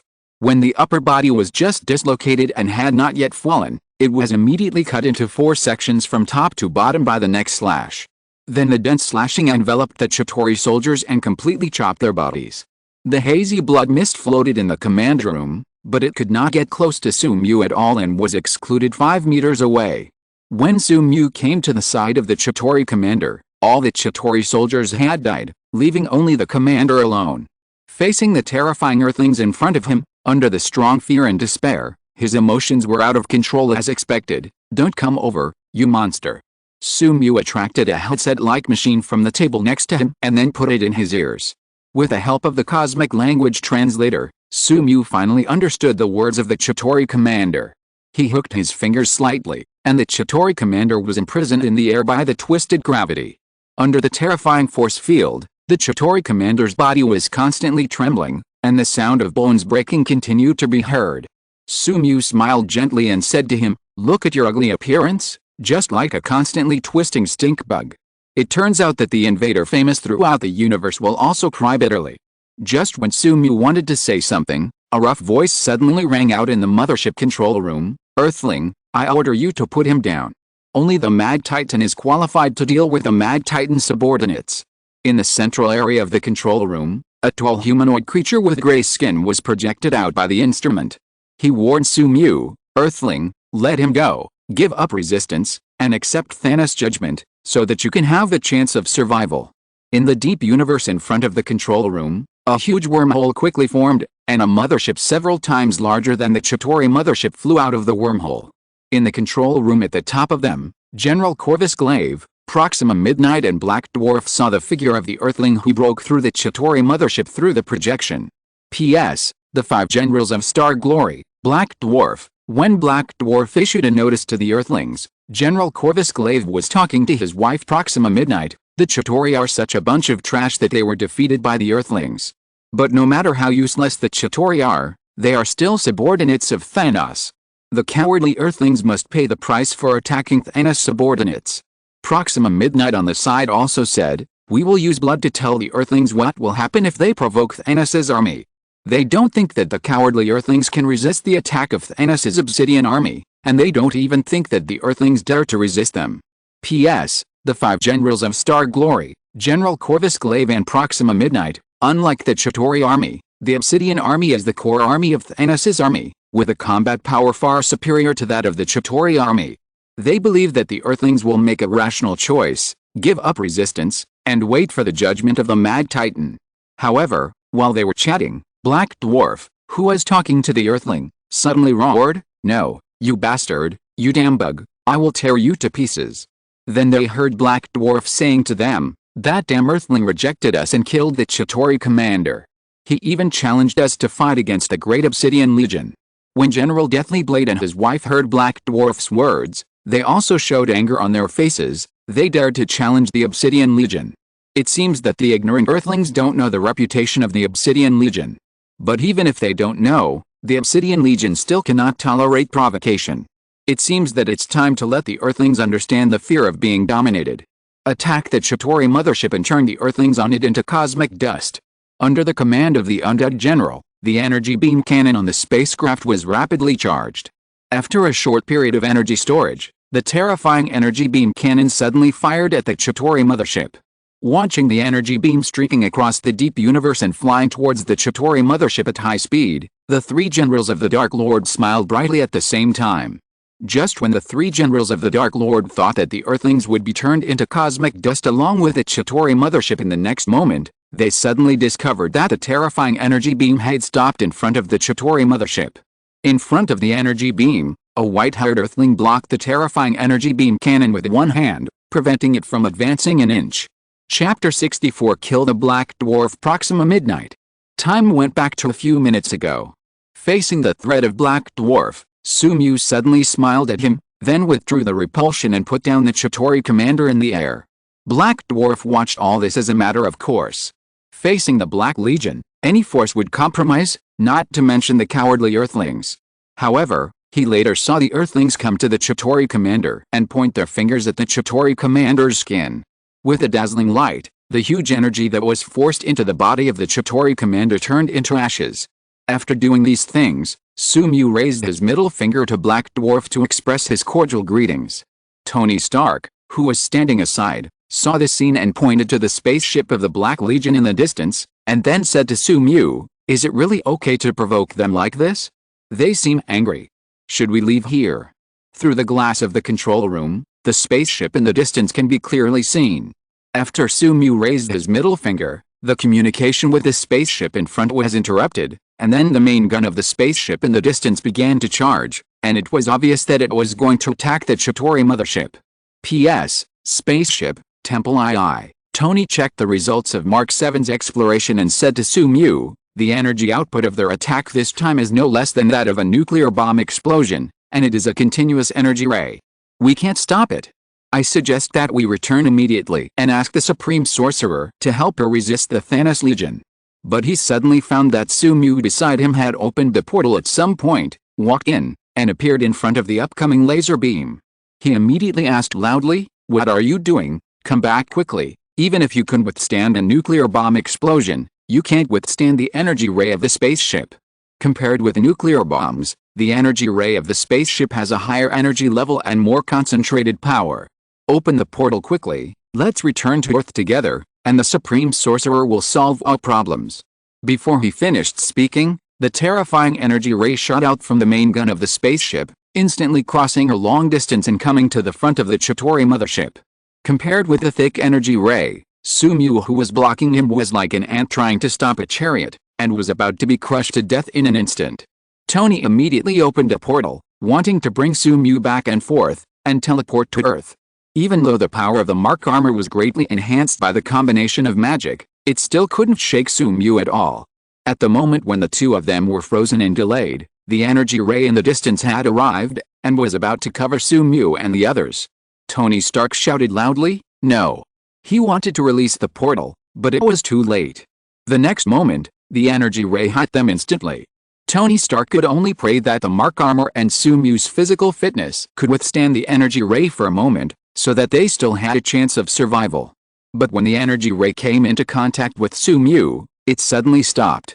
Tony Stark looked at this scene in shock, and couldn't believe it. What happened? Sumu stretched out a hand to block the energy ray, and then those terrifying energy rays could not get close at all. Tony saw Sumu turn around and smile at him. "We are all Supreme Sorcerers, so you should be calm. You and Captain America wait for me here, I will be back soon." As soon as he finished speaking, he saw Sumu forcibly bearing the energy ray and moving against a current in the direction of the distant spaceship at a high speed. In the process of moving towards the spaceship, the system's prompts kept ringing in Sumu's ears: "Energy point +1, energy point +1, energy point +1. Energy absorption continuously absorbs the energy in the energy ray released by the spaceship, and then converts it into energy points. The energy in this energy ray is the lowest level of energy, which is far inferior to the energy in the energy core of the Eternals, so Sumu has no burden at all for absorbing this energy. He went upstream, and under the influence of strong gravity, he came to the main gun at a high speed. The black and red singularity formed in his palm and was thrown out by him. The main gun of the spaceship was immediately destroyed by the terrifying repulsive force. The next moment, Sumu's figure disappeared from the original place again, appeared in front of the spaceship control room, and rushed over. The special glass that could withstand huge impacts had no resistance in front of Sumu and shattered instantly. Sumu's body instantly appeared in front of Black Dwarf, stretched out his hand to hold Black Dwarf's head, and smashed him to the ground. Black Dwarf's body was suddenly embedded in the special metal floor. He struggled with all his strength, but facing the Earthling who was much thinner than him, he couldn't break free at all. He felt like a mountain pressing down from his forehead. This was a force he couldn't resist at all. The power of the 5 generals of the Black Yao, which made the major civilizations in the universe fearful, had no power to resist in front of Su Mu. General Grim Reaper and Dark Knight Proxima only then reacted. The Earthling just now actually broke through the energy ray, shattered the main gun, and then broke into the control room and suppressed Black Dwarf in an instant. How is this possible? Exclamation mark. Could it be that in addition to the Supreme Sorcerer and Captain Marvel, there is another person of the Cosmic Overlord level on Earth? Exclamation mark. When they were thinking about it, they did not stop attacking and immediately used weapons to attack Su Mu. But they found that facing their attacks, Su Mu did not pay any attention, but flashed black and red lightning in his hands. The next moment, when the attacks of General Corvus Glaive and Dark Knight Proxima fell within 5 meters of Su Mu, they could no longer advance an inch. Under the effect of the Black Flash, the head of Black Dwarf, which can withstand energy rays without any damage, was crushed by Su Mu.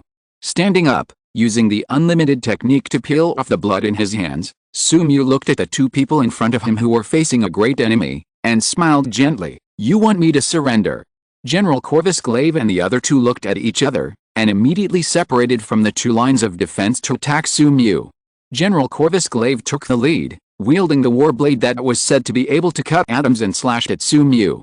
But even though the warblade in his hand could cut atoms, it still could not advance a bit when facing the unlimited technique.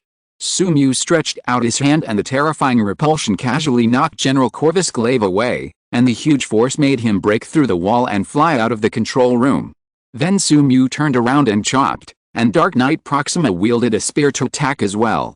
However, the spear, which was said to be able to swing at the speed of light, still could not break through the defense of the unlimited spell. Seeing the strange scene in front of her, Dark Knight Proxima finally showed fear in her eyes.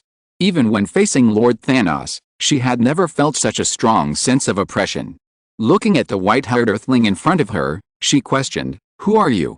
But obviously Su Mu did not answer her thoughts. His figure suddenly disappeared from the spot and appeared in front of Dark Knight Proxima. The singularity in his hand flashing black and red light hid her head at close range.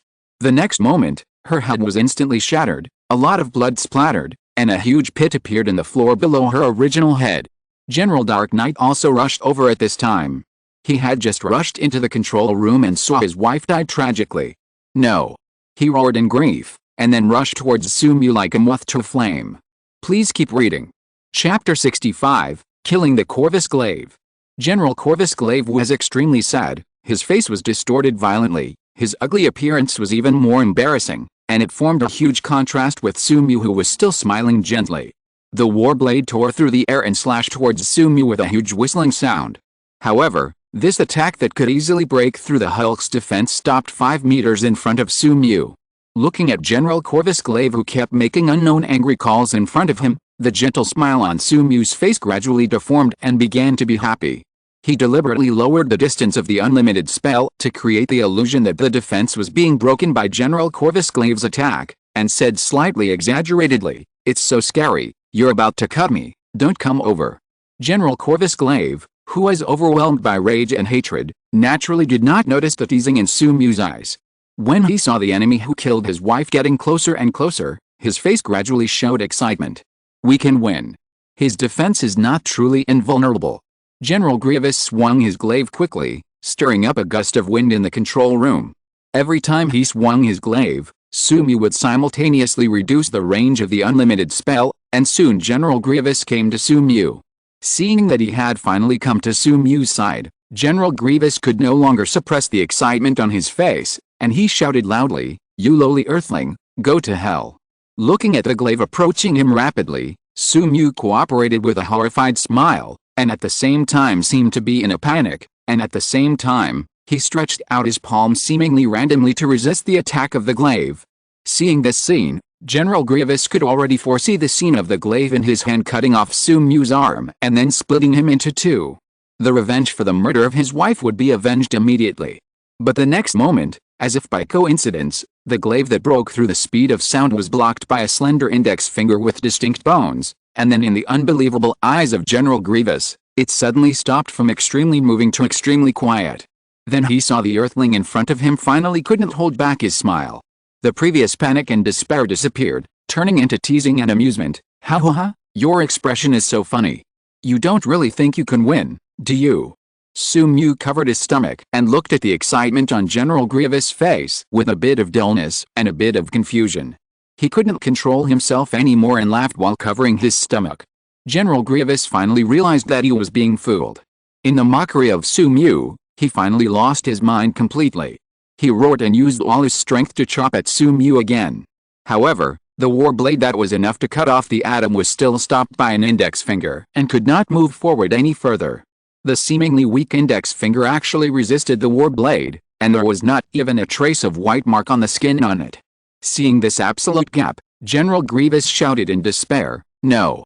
Su-Mu scratched his ears and then slowly walked towards General Grievous. The unlimited spell slowly opened again. At this time, Corvus Glaive continued to swing the blade in his hand as before. However, unlike before, the distance between him and Su-Mu kept widening despite Corvus Glaive's attacks, until it reached the initial 5 meters. Su-Mu continued to move forward, and did not stop even though he pinned Corvus Glaive against the wall. As he approached, Corvus Glaive was embedded in the wall, and his skin and bones were gradually crumbling. The metal wall behind Corvus Glaive could not achieve this, but Su-Mu also exerted repulsive force on the wall. The reason why Corvus Glaive's body was shattered at this time was better described as the result of the collision of two repulsive forces in opposite directions. Under the powerful pressure, General Corvus Glaive's body quickly shattered, but he had the ability to heal quickly. Even though his body was about to turn into a pool of meat paste, he still didn't die. He could even vibrate the remaining organs to speak. Ha ha ha, you can't kill me, but one day I will kill you. Facing General Corvus Glaive's confident provocation, Su-Mu's smile remained unchanged. He smiled and said, "Well, indeed, if the blade of the soul that resides in it is not destroyed, it will be impossible to kill you. Your body will regenerate infinitely. Even with the help of the blade, you can be resurrected infinitely." The arrogant smile on General Corvus Glaive's face froze. "How do you know my ability?" But soon he showed an arrogant smile again. "But what if you know, my blade is indestructible. Even Lord Thanos can't destroy it, let alone you." Really? Using gravity, he attracted the blade lying on the ground in the distance, and then held the blade in his hand tightly, accompanied by black and red lightning. Even if he used black flash, he couldn't destroy the blade. Seeing this scene, the smile on General Corvus Glaive's face became even more rampant. "How can a mere earthling destroy my war blade? Don't dream in vain." Facing his provocation, Su-Mu was not angry at all, but looked at him mockingly. "I have encountered too many things that are said to be indestructible, the most representative of which is the destroyer armor from Asgard. I wonder if your war blade is tougher than Odin's destroyer armor." The expression on General Corvus Glaive's face froze instantly. He naturally knew Odin's destroyer armor and knew what kind of power the destroyer armor had. That was enough to rival the power of the Celestials. Even if he was confident in his war blade, he didn't think that his war blade could match the destroyer armor. Suddenly, he could no longer maintain his confidence just now, and asked Su-Mu anxiously, "What are you going to do?" Su-Mu didn't answer. He had had enough fun.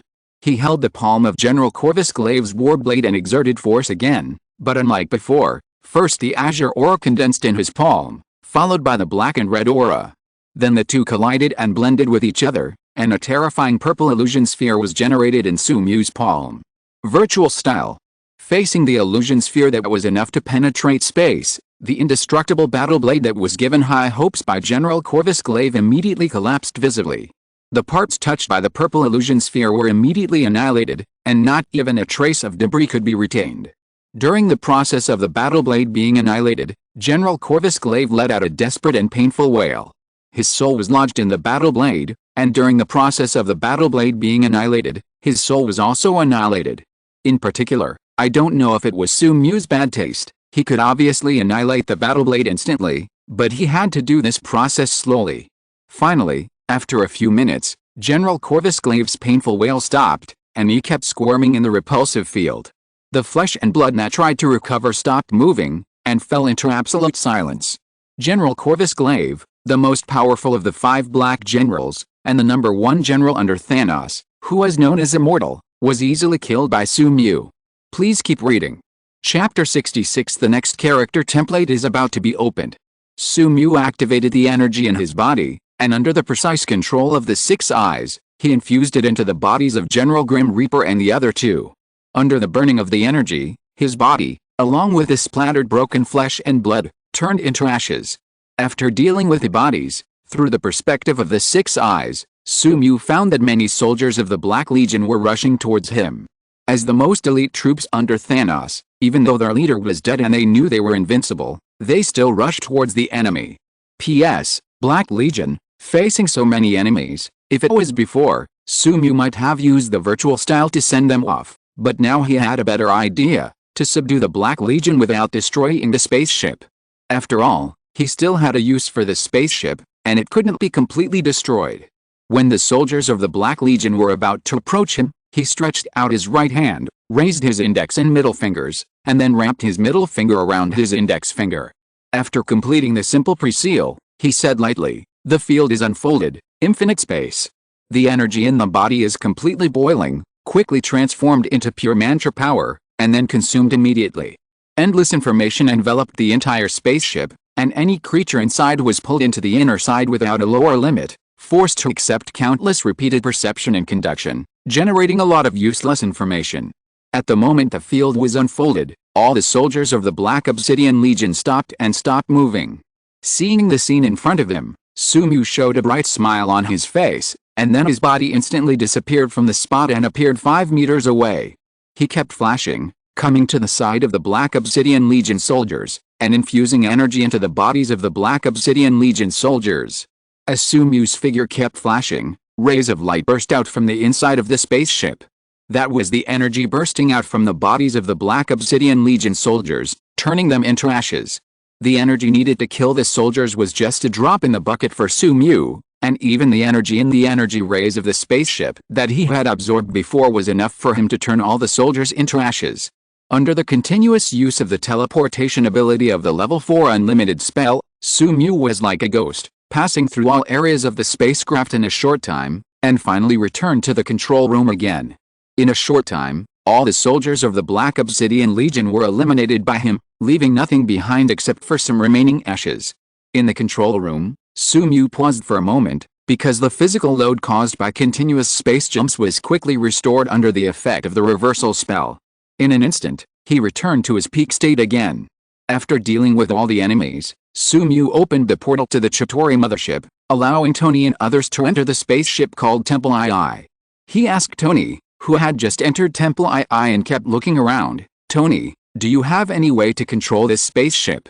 Tony first said confidently, "Of course, the person standing in front of you is the greatest inventor. There is nothing I can't do." "But what about the other people in this spaceship? Why didn't I see them? We just dealt with them." "What?" In Thanos' other spaceship, Temple I, as time passed, Thanos became more and more irritated. He asked Ebony Maw, "Why has it been so long, and Deadly Glaive and the others haven't come back yet?" Ebony Maw was also puzzled. He said to Thanos, "I'll ask Deadly Glaive and the others right away." Ebony Maw dialed the communication of Temple II, but because the communication device was destroyed by Su-Mu and was being repaired by Tony, his communication was destined to be unable to go through. Seeing that the communication was delayed, Ebony Maw's ominous premonition reached its peak. He said in disbelief, "Could it be?"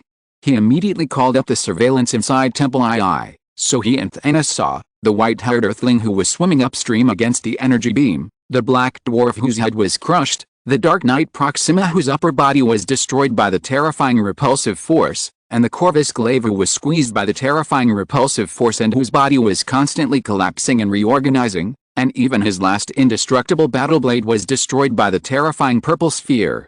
Ebony Maw fell silent, and the Mad Titan who frightened the entire universe was also silent. Because of anger, Thanos' wrinkled face was completely distorted, but he knew that he could not go for revenge at this time. Just the combat power shown in the picture, the Earthling who could easily destroy Corvus Glaive's battle blade was comparable to him, or even surpassed him.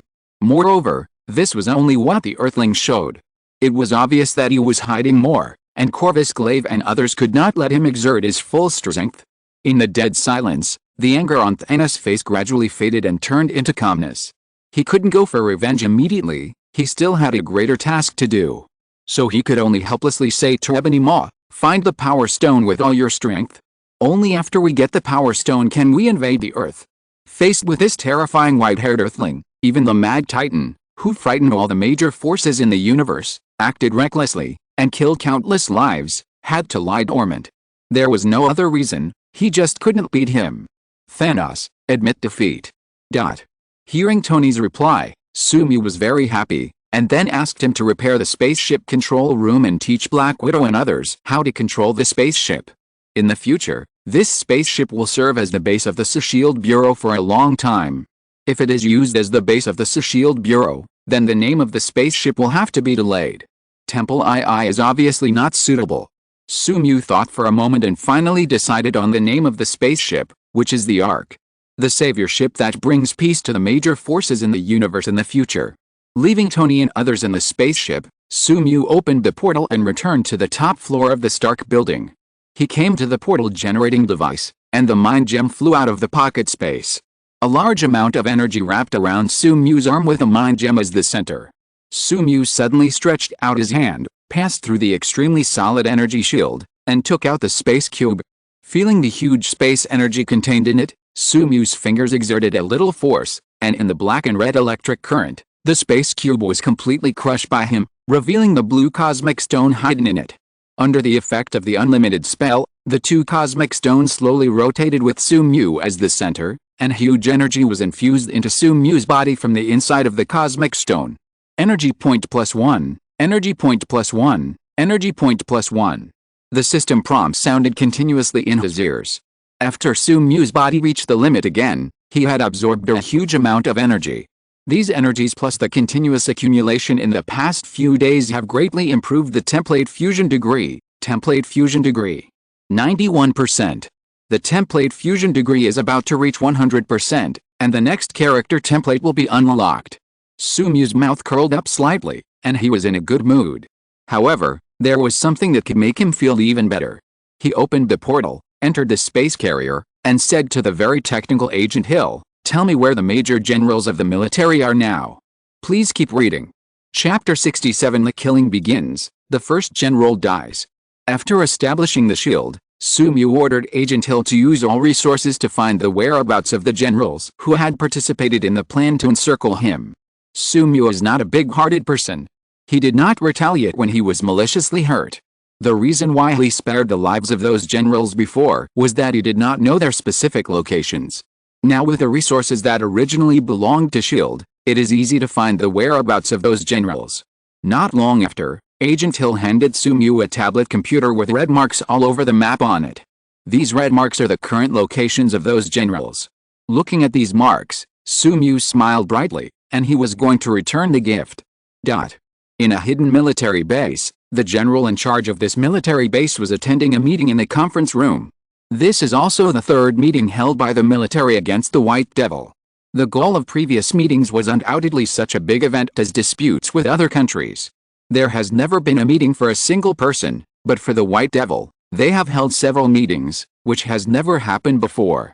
And more importantly, the perfect plan they formulated in the meeting to encircle and suppress the White Devil all failed, and they could not have the slightest impact on the White Devil. Since World War II, the United States has not experienced such a major setback. At the meeting, the highest-ranking general asked Colonel Stryker, who was in charge of the Sentinel project, "Colonel Stryker, how is the development of the Sentinel robot going?" Although he was the lowest-ranking person in this secret meeting, Colonel Stryker attracted everyone's attention as soon as he opened his mouth, because the Sentinel project he was in charge of would be their only hope for the future. According to the style of the White Devil, it is impossible to give up revenge on them. So if the White Devil is not killed as soon as possible and allowed to grow, then they will be the only ones to die. At this time, they and the White Devil have reached a point where they cannot coexist. Hearing the question from the Supreme General, Colonel Stryker said confidently, "With the help of Dr. Samuel Stern and Dr. Ivan Vanko, the progress of the Sentinel robot has been advanced very quickly. It has now reached the final stage, and only the final actual combat test is left. This time, the Sentinel robot not only incorporates the transformation gene of Mystique, which can adapt to a variety of different mutant abilities, but also uses the arc reactor as the energy core of the Sentinel robot. With the support of huge energy, they can greatly increase the mutant abilities that have been copied. According to our calculations, only 10 Sentinel robots can kill a level 4 mutant, and when 100 Sentinel robots attack at the same time, even the White Demon is no match for them. The latest version of the Sentinel robot was projected on the large screen in the conference room. While maintaining the original shape, they have a luminous body on their chests, which is the arc reactor. And the material that makes up the arc reactor is not metal, but another composite material with higher hardness than metal, and it also has excellent regeneration ability. Hearing Colonel Stryker's explanation, the generals finally smiled. The anxiety caused by the death crisis disappeared in an instant. Such a powerful Sentinel robot must be able to successfully kill the White Devil. At this moment, the general suddenly heard a huge explosion, followed by screams and gunshots. He immediately had a bad premonition. Not long after, a soldier came to report, "General, the White Devil has discovered the location of the military base and has already attacked. Please evacuate as soon as possible." What? The general was shocked. Why did the White Devil find his location? Except for a few covert organizations, even the president didn't know where he was at this time. Where did the information leak from? Exclamation mark. After a brief doubt, he was overwhelmed by boundless fear. With the powerful strength of the White Devil, even if the current combat power of the military base is enough to flatten a small country, it can't stop the White Devil for a moment. He immediately asked Colonel Stryker what he thought of. "Colonel Stryker, how many Sentinel robots have been made now? Send them to rescue me quickly. The White Devil has discovered my location and has begun to invade the military base." What fake? All the generals were terrified, because they knew that the White Devil could find the location of any one of them, and naturally the location of the others. No matter what means the White Devil used to find them, it also meant that they were no longer safe. All the generals immediately put pressure on Colonel Stryker. "Colonel Stryker, quickly send all the Sentinel robots to rescue General Gordon and kill the White Devil." "Yes. Generals, please rest assured that the number of Sentinel robots has reached 200, which can easily defeat the White Devil. Please hold on for a moment, General Gordon, and the Sentinel robots will go to support immediately." Using the technique of rotating Kang to fly at high speed in the air, the speed broke the sound barrier and reached Mach 20. It only took a few minutes for Su-Mu to reach the location of the military base closest to him. When Su-Mu just arrived above the military base, a piercing alarm sounded immediately at the military base. "Alarm, alarm, unknown flying object approaching." No, it's not an unknown flying object, but a White Devil. Amid the piercing alarm, Su-Mu suddenly fell from the sky, and in an instant fell from 1,000 meters high, falling inside the military base like a meteorite. Boom! In the huge roar, the irresistible evil impact started from the location where Su-Mu fell, spread outward at a high speed, and instantly destroyed all the buildings in the military base. With just one blow, all the buildings on the ground of the military base were flattened, and even the heavy tanks were blown away by the terrifying repulsive force. Under such a terrifying impact, the drivers inside were obviously unable to survive. All the buildings on the ground of the military base were destroyed, and everyone on the ground was killed, but Su-Mu did not leave, but slowly walked towards a corner of the ruins. The unlimited technique automatically recognized and pushed away all the smoke and dust. In the dusty environment, Su-Mu was not stained with a trace of dust. After reaching a specific position, Su-Mu stopped, and the energy in his body quickly condensed, forming a terrifying black-red singularity in his hand. After the black-red singularity was fully formed, it suddenly fell down. The terrifying repulsive force destroyed everything below, and a huge circular pit was formed in the blink of an eye. And 100 meters underground, an underground space destroyed by the terrifying repulsive force appeared, and then the figure of a general recorded in the data appeared in front of Su-Mu. Under the precise control of Liu Yan, his legs were completely crushed by the terrifying repulsive force, but his upper body was safe and sound, so he did not die, but just struggled and wailed on the ground. Using gravity to track the general up, ignoring the general's plea for mercy, Su-Mu stretched out his finger and pointed at the general's chest, then turned and left. The first one. Boom. Huge energy exploded in the general's body, emitting terrifying light and heat, and annihilating everything around. Thousands of meters high in the sky, Su-Mu glanced back at the huge mushroom cloud behind him, and the smile on his face became more and more joyful.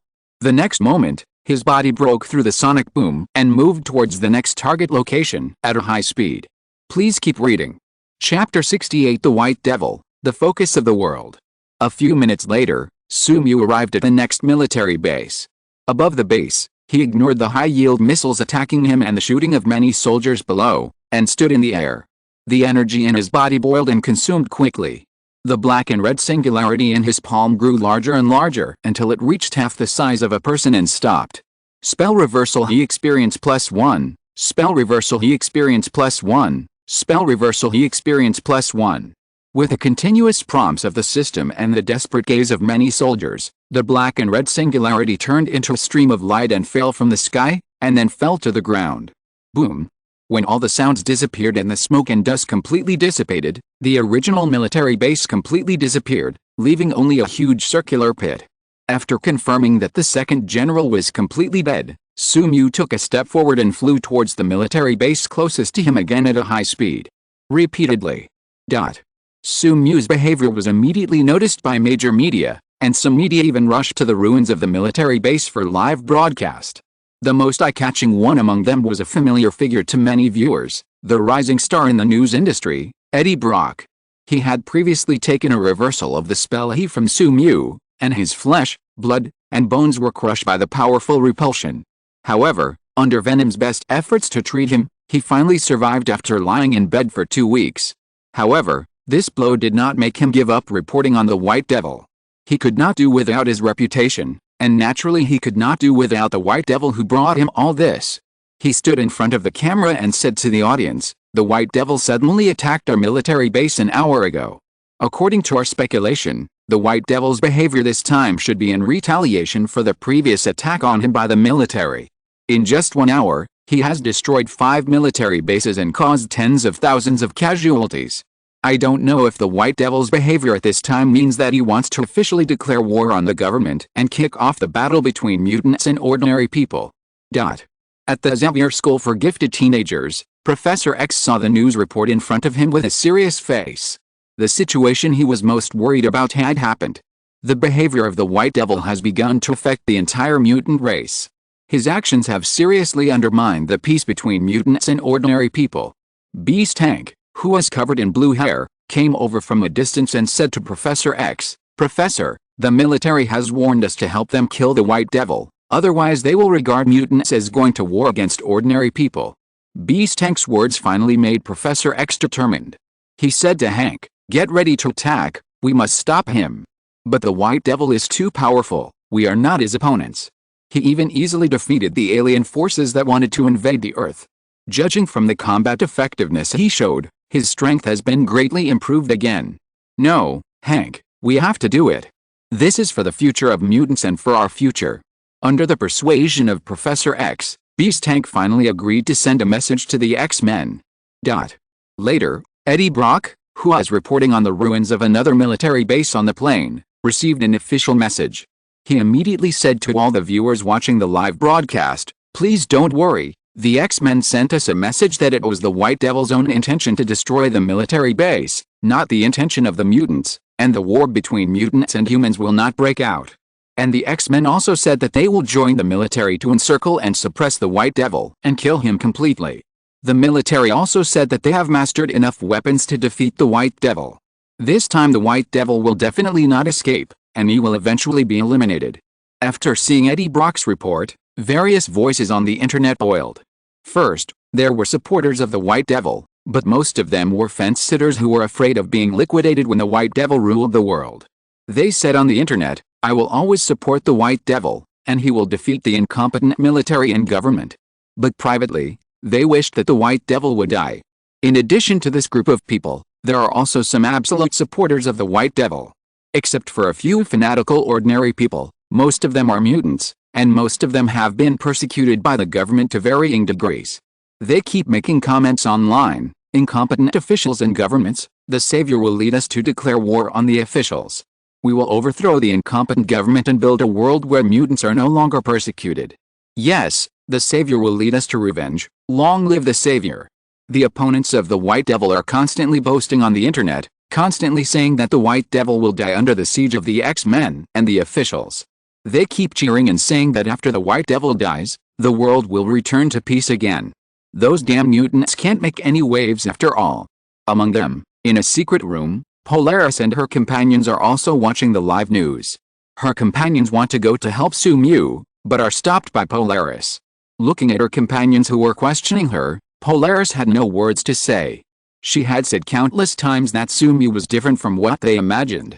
In her eyes, there was no difference between mutants and ordinary people, but her companions obviously did not believe it. So she could only say, "Your power is too weak. If you go there rashly, you will not be able to help the Savior, and you may even cause trouble for him." This explanation was finally accepted by her companions. In the same hidden room, Magneto looked at Eddie Brock's report and said to the Brotherhood, "We have to go there too. This is a good opportunity to exterminate humans. Since Charles wants to stop the White Devil and stop the war between mutants and humans, then we will promote this war. The future of this world will eventually belong to mutants, and we are the rulers of the future world." Behind him, many Brotherhood members looked at him enthusiastically. They had been looking forward to the future described by Magneto for a long time, and this was the closest time to that future. Sumu did not know what happened on the internet at this time, and even if he knew, he would not care. Whether it was the voices supporting him or opposing him, he would ignore them. He was just himself, and everything he did was just for himself. Coming to a military base again, Sumu was about to destroy it completely, but suddenly he looked into the distance, and then the smile on his face was extremely happy. It seems that the confident military has made new moves. He stretched out his palm and dragged it in front of him. The azure black hole and the black and red singularity quickly merged on his palm to form a terrifying purple illusion sphere. Let's give them a greeting gift first. The terrifying purple illusion sphere cut through the space and flew towards the 200 Sentinel robots flying towards him at a high speed. Please read on. If you're listening to this novel on a channel other than Fanfic World, it means they downloaded and uploaded it without effort. We cordially invite you to visit our channel, Mundo Fanfic Novelist. There you'll find the original version of this story and you can explore many other novels of various genres. We're waiting for you to immerse yourself in a world of incredible novels.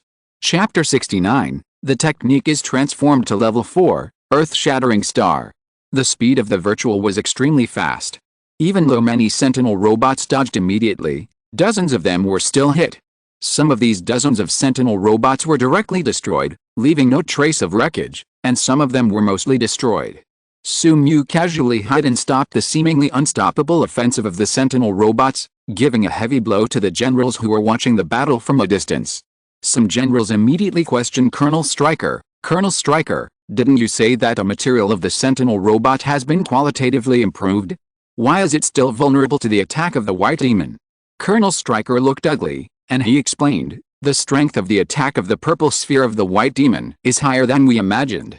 According to my guess, even adamantium and vibranium cannot resist this terrifying purple sphere, so even if the material of the Sentinel robot has achieved a qualitative breakthrough, it still cannot stop the purple sphere.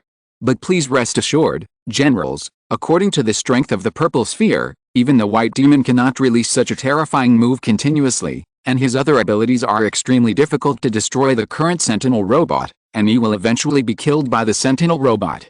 Colonel Stryker's explanation made many generals relax again. They once again watched the battle in the distance with a high-handed attitude, just like at the beginning.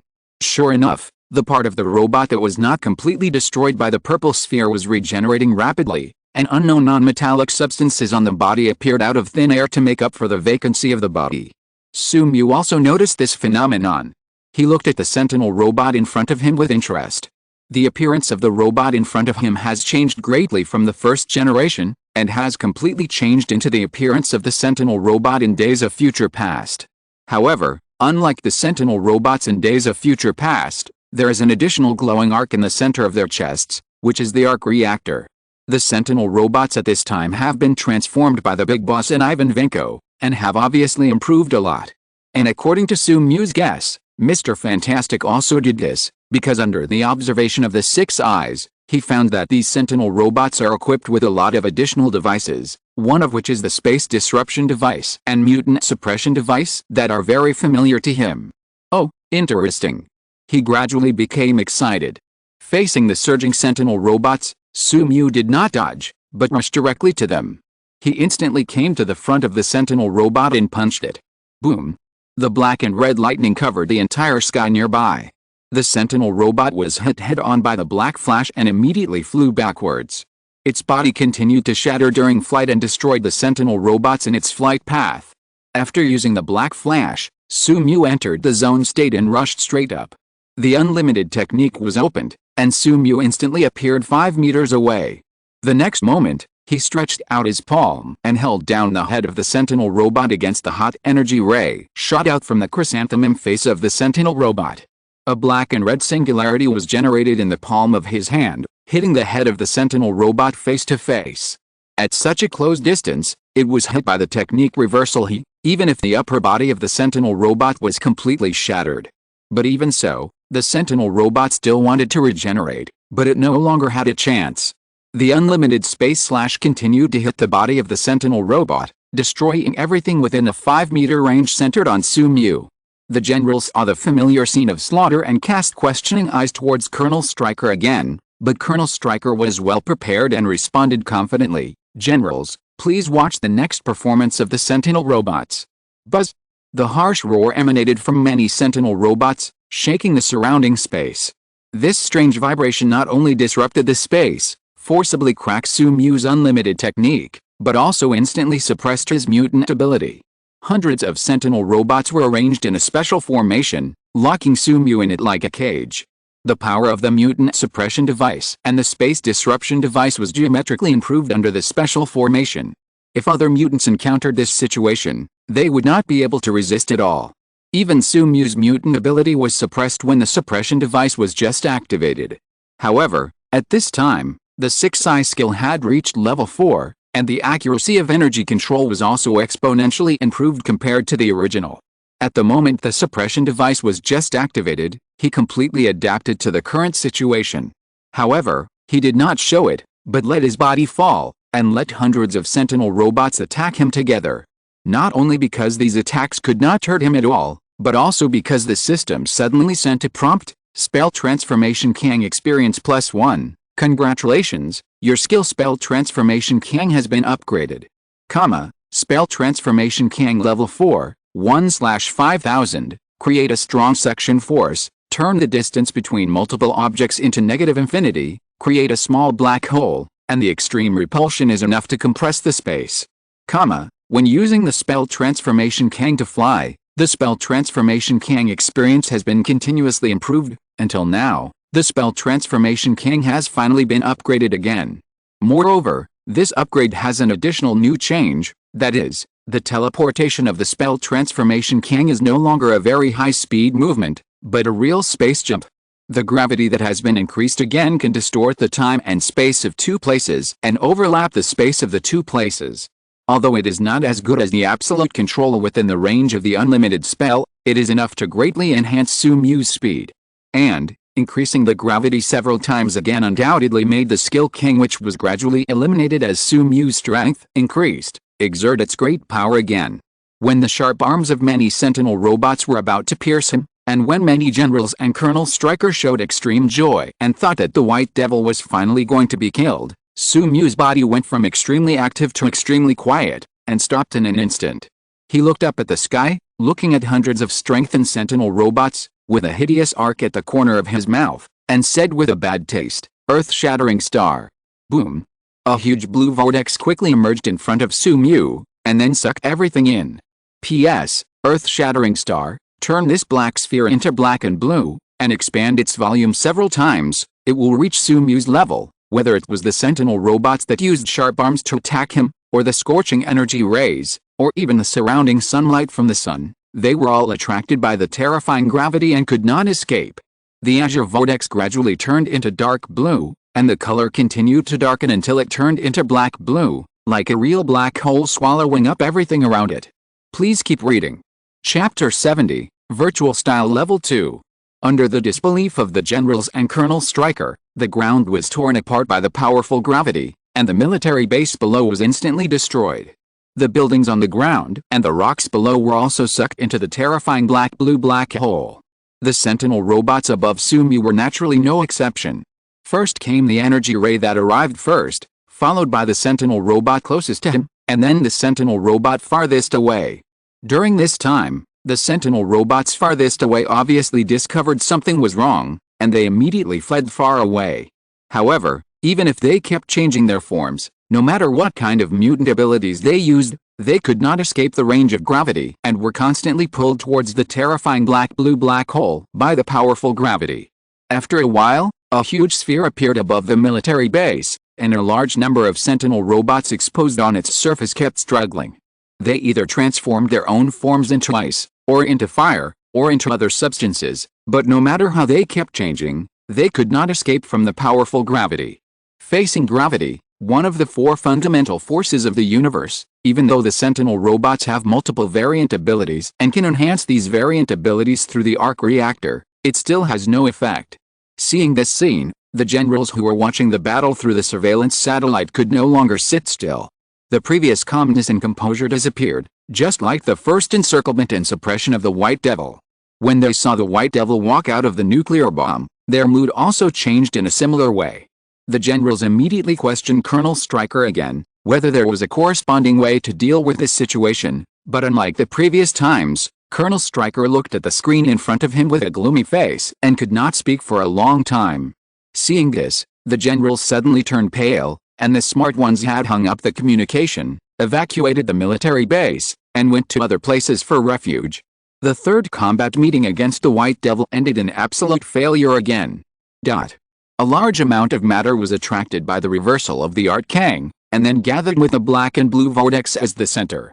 In an instant, a sphere that gathered a large amount of matter continued to form in the sky, and those sentinel robots were submerged in various substances. Even though Sumu was no longer outputting energy, the huge sphere was still constantly attracting the surrounding matter, and its size was still shrinking, while the gravity was constantly increasing. If Sumu ignored this, the extremely high-density sphere formed by the Kang technique might really form a real black hole, until it swallowed the Earth. Through the 6 eyes, Sumu looked at the sentinel robot trapped in the sphere, constantly changing its body shape, but completely unable to break free from gravity, and its body was constantly damaged under the pressure of the terrifying gravity. He showed curiosity. It is worthy of being the joint work of the 3 geniuses. At this time, the robot has surpassed the final form of the sentinel robot in the future, but they are not the sentinels at that time, and he is not the mutant at that time. He stretched out his right hand and made a finger-snapping gesture. Even if he did not use the pre-seal, the power of the virtual styles easy has decreased, but after the 6 eyes and the technique of Kang reached level 4, the power of the virtual style Z is still far greater than when facing the destroyer armor. Repulsion and gravity intertwined, forming an imaginary sphere that continuously released purple lightning. The volume of the imaginary sphere at this time was enough to be the size of several people, several times higher than before. Of course, the power was also multiplied several times.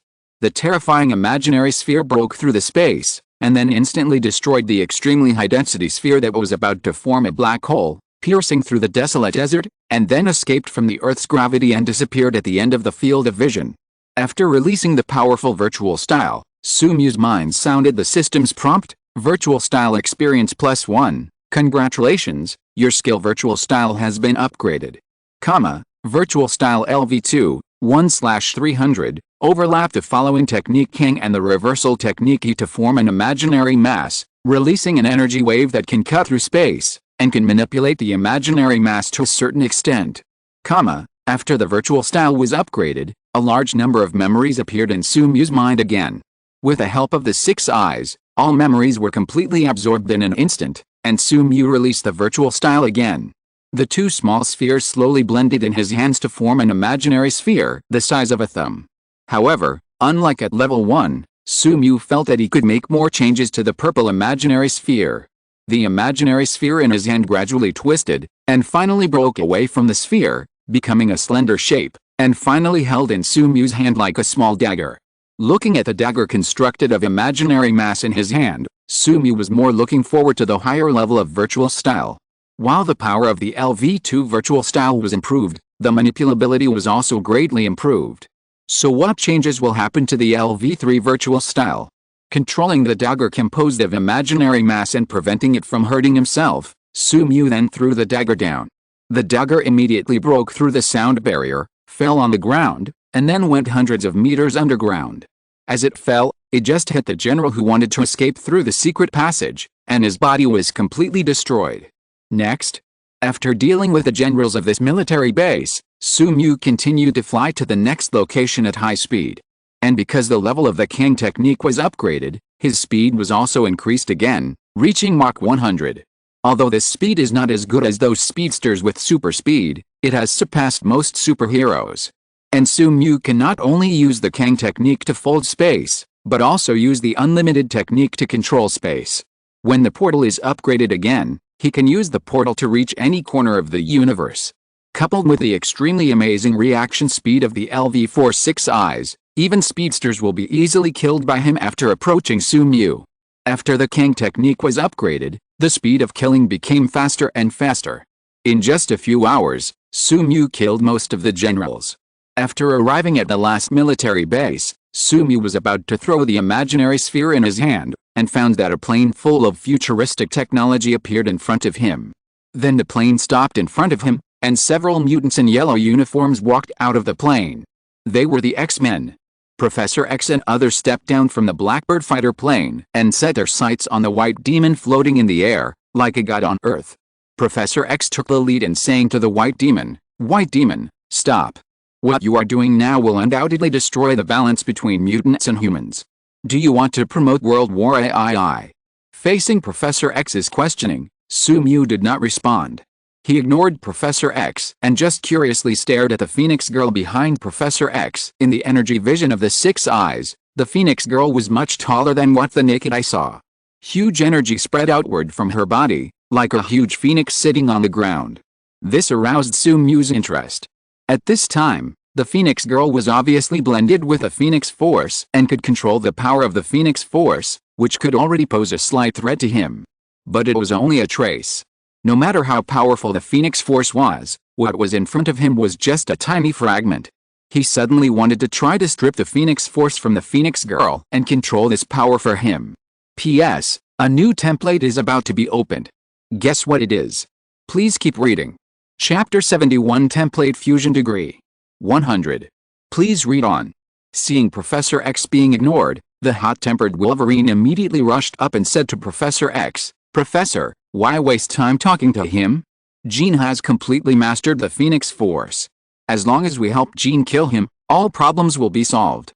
Wolverine's attack was a signal, and the other X-Men also attacked. Cyclops, Storm, Quicksilver, and Phantom attacked Su-mu together.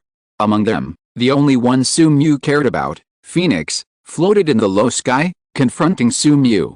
Powerful telekinesis emerged from her body, hot energy rushed out of her body, and fiery red energy swirled behind her, forming the wings of the Phoenix. The next moment, under the effect of the Phoenix Force, all the X-Men were covered with an extremely strong telekinetic shield, which protected them firmly inside without affecting their attacks. Wolverine arrived first, and his sharp adamantium claws pierced out of his flesh and blood, attacking Su-mu at a high speed.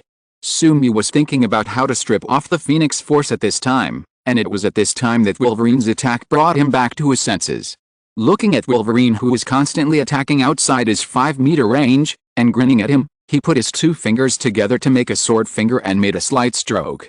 The space slash was constantly weakening the strength of the telekinetic shield. Then a black and red singularity was formed in the sword in an instant and flew towards Wolverine. The black and red singularity penetrated the telekinetic shield that was constantly weakened by the space slash, and was imprinted on Wolverine's chest. The flesh and blood on it were immediately crushed by the terrifying repulsive force, leaving only the shiny adamantium alloy to support Wolverine's body. He flew backwards at a speed dozens of times faster than when he came, piercing through the military base in front, leaving a gully of hundreds of meters. Su-mu used Six Eyes to observe the military base and found that the general was still alive, which surprised him. This time, he wanted to use Wolverine's body to kill the general in the military base while knocking Wolverine away, but just now a figure ran over at a high speed and sent the general aside so that he would not be hit by Wolverine's body. That figure was Quicksilver, a mutant with the ability to mutate at high speed. Boom! Storm flew into the air, and a large amount of lightning and storm swept towards Su-mu. Facing these attacks, Su still did not respond, but checked his body, which was constantly annihilating. The speed of his body annihilation at this time was more than several times faster than in front of the White House. However, Su reversal technique was also improved at this time. The LV3 reversal technique and the decomposition power of the Phoenix Force collided and dissolved each other, greatly reducing the speed of Su body dissipation. According to Su calculations, as long as Phoenix kept attacking him at the current speed, he would be in danger in about 10 minutes. It was really terrible. The next moment, he took a step forward, and the technique turned forward. The powerful gravity of Kang overlapped the two spaces, and Su instantly appeared in the military base. And the general was in front of him. Before Quicksilver could react, the terrifying repulsive force swept across the entire military base with Su as the center. Everything immediately shattered under the terrifying repulsive force. Even the general closest to Su had the telekinetic shield of the Phoenix Girl on his body, but facing the endless space slash and the terrifying repulsive force, it could only shatter in an instant and could not stop Su for a moment. When the terrifying repulsive force dissipated, Su suddenly turned to the side to avoid it. Quicksilver also had a telekinetic shield on his body. After the telekinetic shield resisted the first wave of repulsive attacks, he immediately left the range of the repulsive force, and then returned after everything calmed down, holding a strange-shaped energy weapon and attacking Su. In Su's energy field of vision, this energy weapon actually also had a weak Phoenix Force, so he subconsciously dodged it. Facts have proved that Su's decision was right. This energy weapon, which looks like a laser sword, actually has the function of decomposing matter. Coupled with the continuous vibration of the energy on it, it can actually break through Su's unlimited technique and the unsolvable defense of energy absorption. There is no doubt that this must be the work of Mr. Fantastic. He can even make an atom displacer that can instantly annihilate a planet. Now, it is also very possible to use the fragments of the Phoenix Force on the Phoenix Girl to make weapons with the same ability to convert matter. Quicksilver used the weapon with the Phoenix Force in his hand to break through Su's defense and cut a small wound on his face. The bright red blood just flowed out of Su's wound and was repaired by the reversal technique. In a laboratory full of high-tech equipment, the big boss, Ivan Vanko and Mr. Fantastic stared at the satellite monitoring on the screen. At this time, their physical condition was not good. In order to deal with the White Devil, they almost stayed up all night during this period and spent all their efforts on the research of the White Devil's equipment. After a long period of continuous research, they developed two weapons that can cause damage to the White Devil. One of them is the latest version of the Sentinel robot, but just now, the Sentinel robot that they had high hopes for was killed by the White Devil in seconds and could not cause any harm to him at all. Seeing that the energy lightsaber infused with the power of the Phoenix could affect the White Demon, they immediately showed excitement. The White Demon finally bled. This meant that their research speed had finally caught up with the growth speed of the White Demon, and they finally had hope of defeating the White Demon. Using the energy lightsaber to scratch the White Demon's cheek, Quicksilver's confidence increased greatly. Since the energy lightsaber could hurt the White Demon, then with his extreme speed and the energy lightsaber, and with the help of others, he would definitely be able to kill the White Demon. He rushed towards the White Demon again, and the surrounding time and space were abnormally slow, as if they were still, and only he kept moving. Quicksilver showed excitement, and he was going to use the energy lightsaber in his hand to pierce the White Demon's head. However, just after he approached the White Demon, he was extremely shocked to find that the White Demon's azure eyes kept moving with his movement, and it was obvious that he had locked onto him. He could actually capture him at an extremely fast speed and keep up with his speed. Then he saw the White Demon in front of him suddenly disappear, and the next moment he appeared in front of him. He just wanted to dodge but found himself trapped in steel, unable to move at all. Because of this, his super speed mutation ability could no longer work. "You seem very confident." The White Demon's whisper rang in his ears. He was about to say something, but the purple imaginary sphere easily shattered the telekinetic shield in front of him, and then annihilated his head, and continued to fly and annihilate everything in the path, until the general he saved was swallowed up, and finally disappeared at the end of the field of vision. Two infinite gems flew out of the pocket space, circling around Su, and a large amount of energy was continuously absorbed by him. Energy points +1, energy points +1, energy points +1. A huge amount of energy poured into Su's body, and then he put it into the template fusion degree. Finally, a dazzling golden light bloomed on the character panel. Template fusion degree. 100%, using gravity to track the energy lightsaber. Holding the energy lightsaber in hand, Sumew smiled brightly at the X-Men and others, and the second round began. Please keep reading. Chapter 72 New Character Template. Please read. After the character template fusion degree was increased to 100%, Sumew felt that he had undergone a tremendous transformation. A large amount of energy continued to emerge from his body, and then continued to flow through his limbs and bones, strengthening his body. This energy enabled him to fully master the power from Gojo Satoru's character panel. If Gojo Satoru's various skills needed to rely on the system to be performed before, only energy absorption was a skill he mastered. Now with the help of this energy, all the skills he currently mastered are completely integrated with himself. Even if the system is destroyed now, it will not affect him at all. Moreover, the zone state that originally required Black Flash to activate has become his normal state, and there is no consumption. More importantly, a large number of advanced ways to use the cursed power in the world of Jujutsu Kaisen emerged in his mind, including curse binding, barrier technique, etc. Seeing the X-Men and others who were extremely angry because of Quicksilver's death, Sumew's smile became more and more joyful. His middle finger was wrapped around his index finger, and he made a pre-seal, domain expansion, infinite space. P.S. Infinite space, the inner side of the infinite limit, the entire military base, as well as a large area around it, were pulled into the inner side of the infinite limit. Within the coverage of the infinite space, everyone except Sumew fell into absolute rigidity. They were forced to repeat perception and conduction countless times in order to stay alive, so that their brains were filled with countless complex information, and they could only stay there, feeling everything, but unable to do anything. To Sumew's surprise, Phoenix Girl and Professor X did fall into rigidity when they were disturbed by the infinite space, but they immediately left the inner side of the infinite limit and regained their sanity. Sumew was not surprised that Phoenix and Professor X could escape from the unlimited domain. One of them had extremely strong telepathy, and the other was the host of the Phoenix Force. But even if they regained their sanity, what could they do? Sumew took a step forward, disappeared from the spot, and appeared around Cyclops. Professor X immediately understood what he wanted to do, and hurriedly said to Phoenix, "Jean, stop him, he wants to kill Scott." Phoenix acted instantly, and her powerful material decomposition ability enveloped Sumew, constantly destroying his body, but the material decomposition ability was offset by the reversal technique. This ability that could easily kill Apocalypse could not have much effect on Sumew. After that, the powerful telekinesis rushed towards Sumew like a physical entity. The terrifying power collided with the unlimited technique, splashing a piece of void ripples, but it still couldn't stop Sumew. Sumew stretched out his finger and pointed at Cyclops' eyebrows. The violent power poured into Cyclops' body.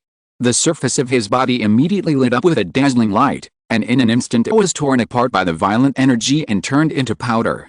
No. Seeing her lover being killed by Sumew, Phoenix Girl lost control of her emotions. Crimson veins continued to spread from the surface of her skin, and the phoenix power in her body was completely released. She and herself were ignited by the hot flames, spreading hot wings in the air like a real phoenix. The power of material decomposition expanded again, and Sumew's palm dissipated visibly with the naked eye. In just a few seconds, his fingertips turned into nothingness. However, he was not afraid at all. His inner joy at this time had reached the extreme. He slowly said, "My recovery ability, the reversal technique, can multiply the negative curse power and obtain positive curse power to repair the body." Based on the experience of the public curse in his mind, Sumew slowly described all his abilities. When he just told Professor X and Phoenix Girl the principle of the reversal technique, the collapse of his body stopped immediately, and it was visibly repaired. He did not stop, but continued, and the top skill of the curse, the field expansion, can release a special natural field. Any move in the field will be imposed with a must-hit effect. Buzz! Professor X only felt a sharp pain in his brain. The information that he could barely resist suddenly increased several times. His consciousness quickly blurred. Before he lost consciousness, he said to Jean Grey, "Jean, quickly deal with him. He is using unknown methods to strengthen his strength." Hearing Professor X's words, Sumew glanced at him, ignoring the increasingly powerful material decomposition ability, and smiled at Phoenix Girl, like this. He danced his fingers slightly, and a red line immediately appeared on Professor X's neck, and then his body instantly shattered in the endless space slash. The space slash, which was originally limited by distance, became a terrifying move with a wide coverage under the strengthening of the field. No. Seeing Professor X's death and the death of her lover, Phoenix Girl's last sanity finally collapsed. She screamed at Sumu frantically, overloaded and activated the Phoenix Force, even if her body gradually shattered because it could not withstand the overly powerful Phoenix Force. She did not stop at all. But everything she did was useless. After the technique was made public, Sumu's physical recovery speed had far exceeded the limit of her material decomposition speed. As Sumu waved his fingers, the X-Men gradually died, including Iceman, Phantom, Storm. They couldn't even resist. Under the influence of the infinite void, they knew everything, but they couldn't do anything. Leaving behind a few X-Men who were useful to him, Sumu looked at the girl with the Phoenix Force with contempt. He said disdainfully, "A lucky person who accidentally obtained the ancient power, but because he couldn't bear this power, continued to cause tragedy. It's ridiculous." "No, what do you know? You bastard, I must kill you." Sumu disappeared from the spot in an instant and came to the Phoenix Girl. Because of his mockery, the power of material decomposition was strengthened again in the Phoenix Girl's collapsed mood. Because he was too close to the Phoenix Girl, this power was strengthened again, so that Sumu's body was constantly reorganized in the collapse and regeneration. However, Sumu, who had 6 eyes, knew that although the collapse and regeneration seemed to be equal, they were not. The speed of regeneration was far greater than the limit of the collapse speed. He extended his hand to Phoenix Girl, then pressed her face and smiled brightly. "It's a pity that you are just a fragment after all." Purple lightning burst out from Sumu's palm, completely covering Phoenix Girl and instantly obliterating her. Jean Grey, the most perfect host of the Phoenix Force, was killed, leaving only the eternal and unchanging Phoenix Force floating in the air. However, just when Sumu wanted to forcibly collect this fragment of the Phoenix Force suddenly disappeared from its original place, crossing the endless latitude and disappearing from Sumu's perception. Sumu shook his head in disappointment. The Phoenix Force was indeed not so easy to obtain. However, he quickly returned to normal. It was just a fragment of the Phoenix Force. When the portal level was upgraded to the level that could travel through parallel universes, he would have too many opportunities to study. With the energy flowing in his body, Sumu activated the Mind Stone and used the Mind Stone to control the remaining X-Men, then opened the system panel and looked forward to checking the changes in the system panel. Template Fusion Degree. 100%, you have completely mastered all the abilities of Gojo Satoru. You have obtained the character template, Accelerator. You have acquired the skill, Vector Operation LV1. Please keep reading. Chapter 73 Vector Operations. Vector Operation LV1, 1/100, control the direction of most vectors, and then create fictitious vector axes, including force, speed, acceleration, displacement, impulse, momentum, electric field strength, magnetic induction strength, etc. It is easier to unlock the template in the early stage. By transferring the energy in the body, the template fusion degree instantly reaches 1%, and Sumu also unlocks new skills. After seeing the new character template and new skills, Sumu was very satisfied. Although he is not the kind of person who can destroy the world at any time, Accelerator is also extremely powerful. P.S. Accelerator Normal. The essence of his superpower is vector manipulation. He can manipulate all vectors, and he can reflect any power he understands. If he understands the power of God, he can even kill God. In addition, he has an advanced ability, which is the Unknown Wings. The Unknown Wings are divided into 4 forms, namely Black Wings, White Wings, Colorless Wings, and Platinum Wings, and the power increases in turn. The Unknown Wings can enhance Accelerator's ability in all aspects, greatly improving his strength. Only the White Wings are better than most Saints. The Unknown Wing is not the final form of Accelerator. His final stage is the Abyss state, which crosses the abyss, connects with the overall consciousness of Q-Demon and Misaka Network, and masters the power of the third tree. In this Abyss state, he can even release the gun that can even kill the immortality of the Demon God. You must know that the Demon God is a godlike existence in the magic world, omnipotent, immortal, and Accelerator can compete with the Demon God on the Abyss state, which shows how powerful he is.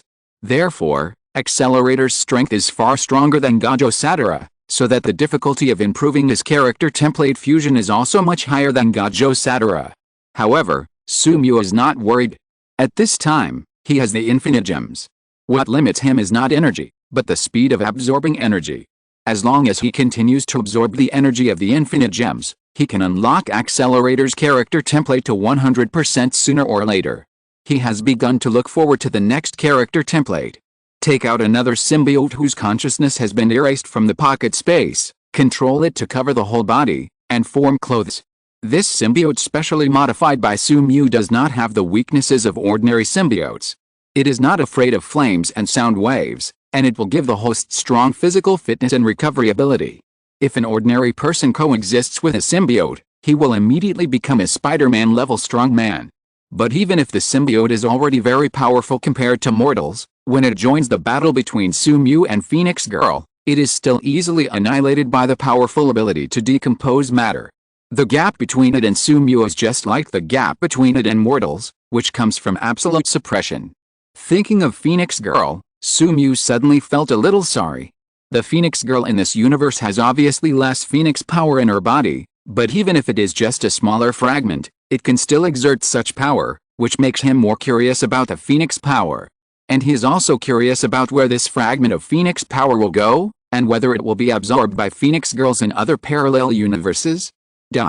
Mr. Fantastic, the Big Boss and Ivan Vanko looked at the picture transmitted by the monitoring satellite and fell into silence. Colonel Stryker on the side suddenly punched the table in front of him, knocking down the ornaments on the table and rolling to the ground. He couldn't figure out why the Sentinel robots and the X-Men didn't kill the White Devil. He couldn't figure out why the White Devil's strength was growing so fast. When he was first discovered, he couldn't even absorb the kinetic energy of an ordinary person's punch, but after a period of growth, he was able to defeat 200 Sentinel robots and the X-Men. This growth rate is terrifying. Since the discovery of mutants, there has never been such a situation. He suppressed his anger and asked the 3 doctors behind him, "3, do you have any other way to kill the White Devil?" The 3 of them were silent. The growth rate of the White Devil has exceeded their research and development speed. Just like the encirclement just now, if it was the previous White Devil, he would definitely be easily killed by the Phoenix Girl, but now the White Devil's strength has been exponentially improved. Even the Phoenix Girl who controls the power of the Phoenix can't do anything to him and was easily defeated. Finally, Mr. Fantastic stood up. After a little hesitation, he told his plan, "I have one last plan, but this plan comes with huge risks. If it is not necessary, then I will never use it easily." Mr. Fantastic's words gave Stryker hope, and even the Big Boss and Ivan Vanko were attracted by his words. During this period of mutual cooperation, they already knew that Mr. Fantastic was the smartest person among them, but even so, the previous Sentinels and the energy lightsaber that could break the White Demon's defense had exhausted all his knowledge reserves. But they didn't expect that Mr. Fantastic actually had other backup methods, which was obviously beyond their expectations. Seeing that the 3 of them were focusing their attention on him, Mr. Fantastic finally decided to tell them his plan. "I have researched a device that can travel through parallel universes and summon my equivalents in other parallel universes. If my equivalents and I work together to research technology to target the White Devil, then it is very likely that we can surpass the speed at which the White Devil's strength increases, and kill the White Devil. However, this device is almost uncontrollable, and the summoned equivalents are completely random. He may very well be a lawful Reed like me, or a crazy Reed." Colonel Stryker was silent. If this plan succeeds, then they may very well kill the White Devil, but if it fails and the crazy Mr. Fantastic is summoned, then the current situation will be even worse. At this time, the Big Boss put forward a different opinion. "Why not take Mr. Fantastic's plan as the final plan? Now you can adopt my plan." "Your plan?" "Because gamma rays created me and also created the Hulk, so I have always had a plan, a conjecture. That is to combine the energy of cosmic rays with the energy of gamma rays to create a giant that is more powerful than the Hulk. I call it the Red Giant Plan. If you help me combine the Red Giant Plan with the Sentinel Plan, and use multiple arc reactors to provide energy and mutation capabilities for the Red Giant, and match it with mutant suppression devices and space disruption devices and Mr. Fantastic's recently developed matter decomposition lightsaber, then we will create a monster that is enough to rival the White Devil." But this monster is created by us. Of course it is controlled by us. I believe that with the growth rate of the White Devil, it cannot match the Red Hulk we have created together." Colonel Stryker's face was radiant, and when he was about to agree, Ivan Vanko said faintly, "Have you forgotten that the growth rate of the White Devil is still accelerating? Please keep reading." Chapter 74 Reversal Technique Level 4. After receiving Ivan Vanko's reminder, Mr. Fantastic and his companions fell silent again. Their confidence was immediately shattered. However, they were still ready to try. Compared with the uncontrollable summoning of Mr. Fantastic's isotope in the parallel universe, they would rather try to create Red Hulk. Using the Mind Stone to control the remaining X-Men, Sumu led the X-Men and others back to New York and then returned to Xavier's School for Gifted Youngsters with a slight slide of his finger. Xavier's School for Gifted Youngsters was built on an ancient castle. When Sumu and others arrived here, it was noon. The mottled sunlight sprinkled on the castle, giving everything a golden look. A large number of young students were active inside the castle. Obviously, most of the students did not know that the X-Men and others were defeated by the White Devil, and most of them were even killed. The remaining ones had their wills twisted and became slaves of the White Devil. Looking at the happy campus ahead, Sumu could not help but sigh that Professor X had a good education, which actually allowed so many mutants who were discriminated against by society to change their depressed psychology and live happily in Xavier's School for Gifted Youngsters. He couldn't bear to destroy the peace here. Wait. Sumu suddenly found something interesting. Why did he seem to be the villain in the movie? He immediately shook his head. He was not a villain, but the savior who led the mutants to the right path. "You are the White Devil." Suddenly, a girl with a strand of white hair hanging on her forehead looked at the white-haired man in front of her in shock, her face unbelievable. She immediately thought of something, and her face suddenly became sad. "Where is the professor? Where is Teacher Kin? What did you do to them? Teacher Hank, Teacher Logan, why did you appear behind the White Devil? Did you go to encircle and suppress him?" It seems that not all students are unaware of the actions of the X-Men and others. At least the little rascal still knows. Hearing the little rascal's shouting, several figures immediately rushed out of the room and came to the little rascal's side. After they saw the scene in front of them, their faces changed drastically. Obviously, they all knew what the X-Men and others had done. Among them, Sunspot, who had the hottest temper, ignited his body and turned himself into a fire elemental life. He rushed towards Sumu and asked, "Where are the professors? What did you do to Hank and the others?" Obviously, he immediately realized that something was wrong and found that Hank and the others were controlled by Sumu. Looking at Sunspot who was rushing towards him, Sumu did not open the unlimited spell, but slowly walked towards the raging flames.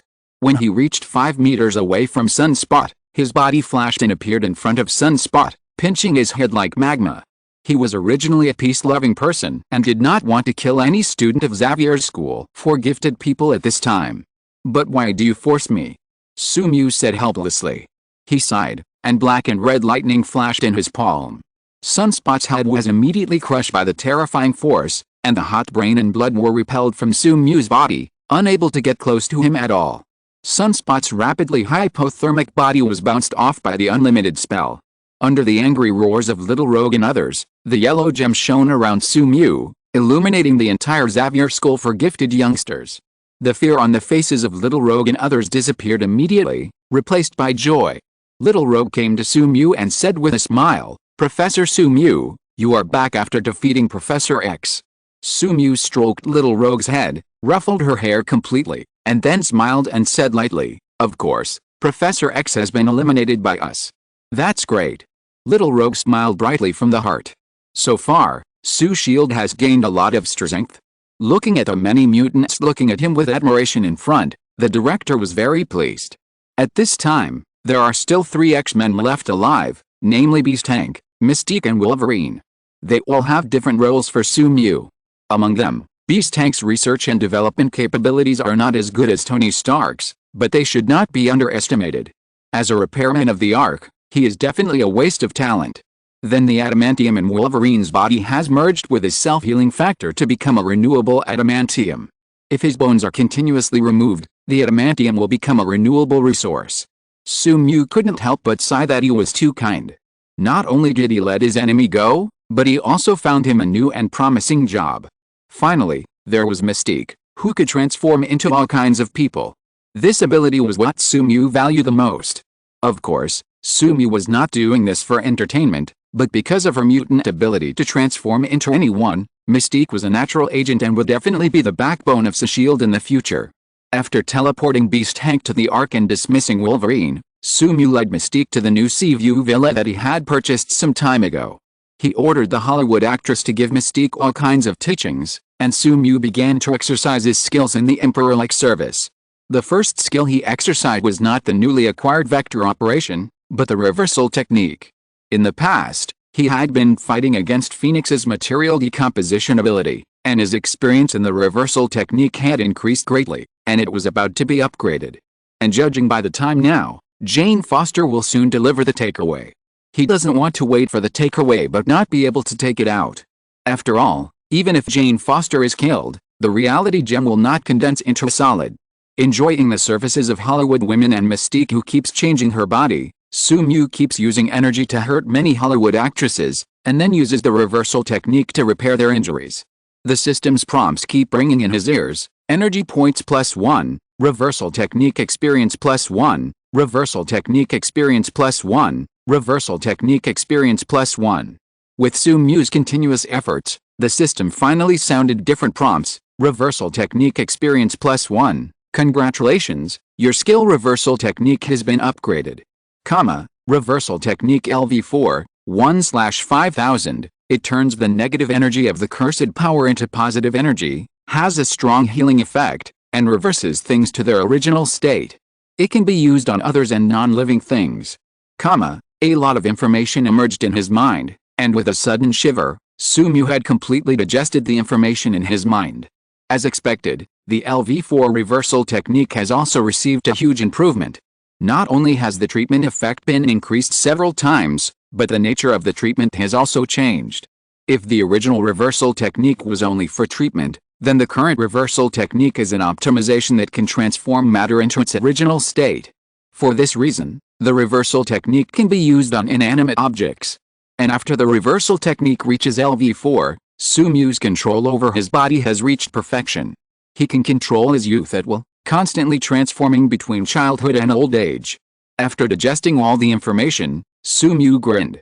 The reversal technique has finally been upgraded, so the only thing left is Jane Foster's express delivery. Please read on. Chapter 75 Portal Level 3. While Sumu was enjoying the services of Hollywood actresses and Mystique in the Seaview Villa, several figures appeared on the battlefield, which was originally covered with the yellow sand and had nothing left. The leader had a resolute look on his face, wearing a mysterious helmet, and was controlling the metal attached to his body to float in the air. He was one of the most powerful mutants today, the leader of the Brotherhood of Mutants, who had been wanted by the authorities for a long time, Magneto. Magneto looked at the scene in front of him, which was like a scene exploded by several nuclear bombs, and his face was extremely complicated. He originally came here to support in order to prevent Professor X and others from killing the White Devil, but when he arrived at the scene, he found that the battle had already ended. And judging from the remaining blood and flesh and blood debris at the scene, the X-Men were undoubtedly defeated. This battle was no longer a siege, but a massacre of the White Devil against the Sentinel robots, the X-Men and others. And judging from the traces at the scene, the Sentinel robots and most of the X-Men had no power to resist. Perhaps only Jean Grey, who mastered the power of the Phoenix, could compete with the White Devil, but she was defeated by Thunder. The White Devil was more powerful than he imagined, and even Jean, who fully mastered the power of the Phoenix, was not his opponent. There is no doubt that in this battle, most of the X-Men have died, including his old friend, Professor X, the leader of the X-Men. This is also the reason why he is in a very complicated mood. He and Charles have been friends for decades, from preventing the Black Emperor from launching a nuclear war to parting ways, loving and killing each other. They have been together and apart along the way, but they have never thought of killing each other, because they are like family to each other. At this time, Charles died, and died in the process of encircling and suppressing fellow mutants. If he died because of other things, then Magneto would definitely avenge Charles. But Charles died because of the encirclement and suppression of fellow mutants, which made him not know what to do. Nevertheless, if Charles was killed by someone else, even if it was another mutant, he would most likely kill that person, Because before, Black Emperor killed his mother, so he killed Black Emperor, who is also a mutant. But why was it the White Demon? There is no doubt that the White Demon's strength at this time has far exceeded that of other mutants. The White Demon is not at the same level as others. If the X-Men avenged the White Demon for Charles, then the fate of the X-Men now is likely to be the fate of the Brotherhood of Mutants in the future. I'm sorry, Charles, I can't bet the entire Brotherhood of Mutants to help you get revenge. He has to consider other companions in the Brotherhood of Mutants. Then Sumu enjoyed a relatively peaceful time. During this time, his strength was improved in an orderly manner. During this period, his body was fully restored and absorbed the energy of the Infinity Stones again. With the help of this huge energy, Accelerator's character template was greatly promoted, and it has reached template fusion degree 8%. According to the abilities mastered by Accelerator in his memory, Sumu believes that when the template fusion degree reaches 10%, new skills will be unlocked. One day, in the outdoor swimming pool of the Seaview Villa, Sumu was doing exercise while enjoying the sea breeze and practicing his skills. The system prompts kept ringing in his ears: Energy Point +1, 6 Eyes Experience +1, Portal Experience +1, Energy Absorption Experience +1. After a while, the system sent different prompts: Portal Experience +1, congratulations, your skill portal has been upgraded. Portal LV3, 1/1000, consume magic power to open a portal to the current latitude any area in the universe. Magic power can be replaced by energy. It is much easier to gain experience for low-level skills than for high-level skills, and the experience points required for skill upgrades are also lower. Even if Sumu focuses on practicing core skills such as energy absorption, the LV2 portal is still upgraded first. After the portal reached LV3, a large amount of information poured into Sumu's mind and was instantly absorbed by him. The LV3 skill information can no longer cause any burden to Sumu. After completely absorbing the memories in his mind, Sumu already understood the various abilities of the LV3 portal. At this time, he no longer needed gestures. He could open the portal directly with his mind alone, and he could open several portals at the same time. The maximum area of the portal would also be greatly improved. More importantly, he could go to any area of the universe or latitude he was in at will, without restrictions. This also made Sumu interested in the Guardians of the Galaxy. Judging from the current time, Star-Lord should be about to get the Power Stone. As long as the delivery of Jane Foster's gem arrives, and then he gets the Power Stone, Sumu will have collected 4 Infinity Stones. Only the Time Stone and the Soul Stone are left to collect all the Infinity Stones and be able to snap his fingers. Just as Sumu was thinking about how to get the Time Stone from the Supreme Sorcerer and how to get the Soul Stone that can only be obtained by sacrificing a loved one, the Six Eyes suddenly caught something. Sumu grinned, sipped the expensive red wine, and waited leisurely. After a while, several figures approached his beach villa and rang the doorbell. It seems that Hydra has remembered the lesson from last time and is obviously much more respectful this time. Tony ordered the artificial intelligence given by Tony, Kiki, to open the door of the villa. Several agents in leather shoes walked into the room and then came to the edge of the outdoor swimming pool. The leader was the Hydra agent Hitwir, whom Sumu had met once before, at the landing point of Thor's hammer. At this time, he came as a representative of Hydra. When he came to Sumu, Hitwir said to Sumu respectfully, "Dear Mr. Sumu, this is the obelisk you need. I will give it to you on behalf of Hydra. I hope you will not interfere with our plan in the future. Of course, after the plan is successful, we will have an additional gift for you." As the strength of the White Devil grew, Hydra no longer dared to ask him for assistance, nor did they dare to ask him for the space cube. At this time, they only asked the White Devil not to interfere with them in the subsequent plans, so they would be satisfied.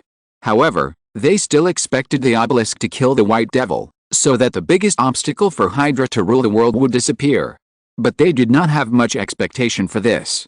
They did not think that the obelisk could really kill such a powerful White Devil. Sumu held the obelisk in his hand and kept observing. The moment he touched it, a strange energy wanted to erode his body, but it was instantly absorbed by the energy of level 4. Although the obelisk had no effect on him at this time, it was also worth studying. At least it could be a lot of fun. After thinking for a while, Sumu focused his attention on Hitwil in front of him. Although he tried his best to remain calm, The details of his body still couldn't cover up the fear in his heart. He grinned and chuckled, "Don't worry, I won't kill you if you knock on the door this time." Just when Hitwell breathed a sigh of relief, several agents beside him suddenly turned into blood mist without warning, and the minced meat residue sprayed on his face, staining his vision red. Then he heard the demon in front of him whispering, "Unfortunately, they didn't knock on the door. Please read it again." End of this chapter. Thank you very much for reaching the end. Don't forget to like. Looking for more exclusive content and immediate access? Subscribe to our Patreon. Remember, every like, subscription, or donation encourages us to continue. Thanks to everyone. See you in the next video.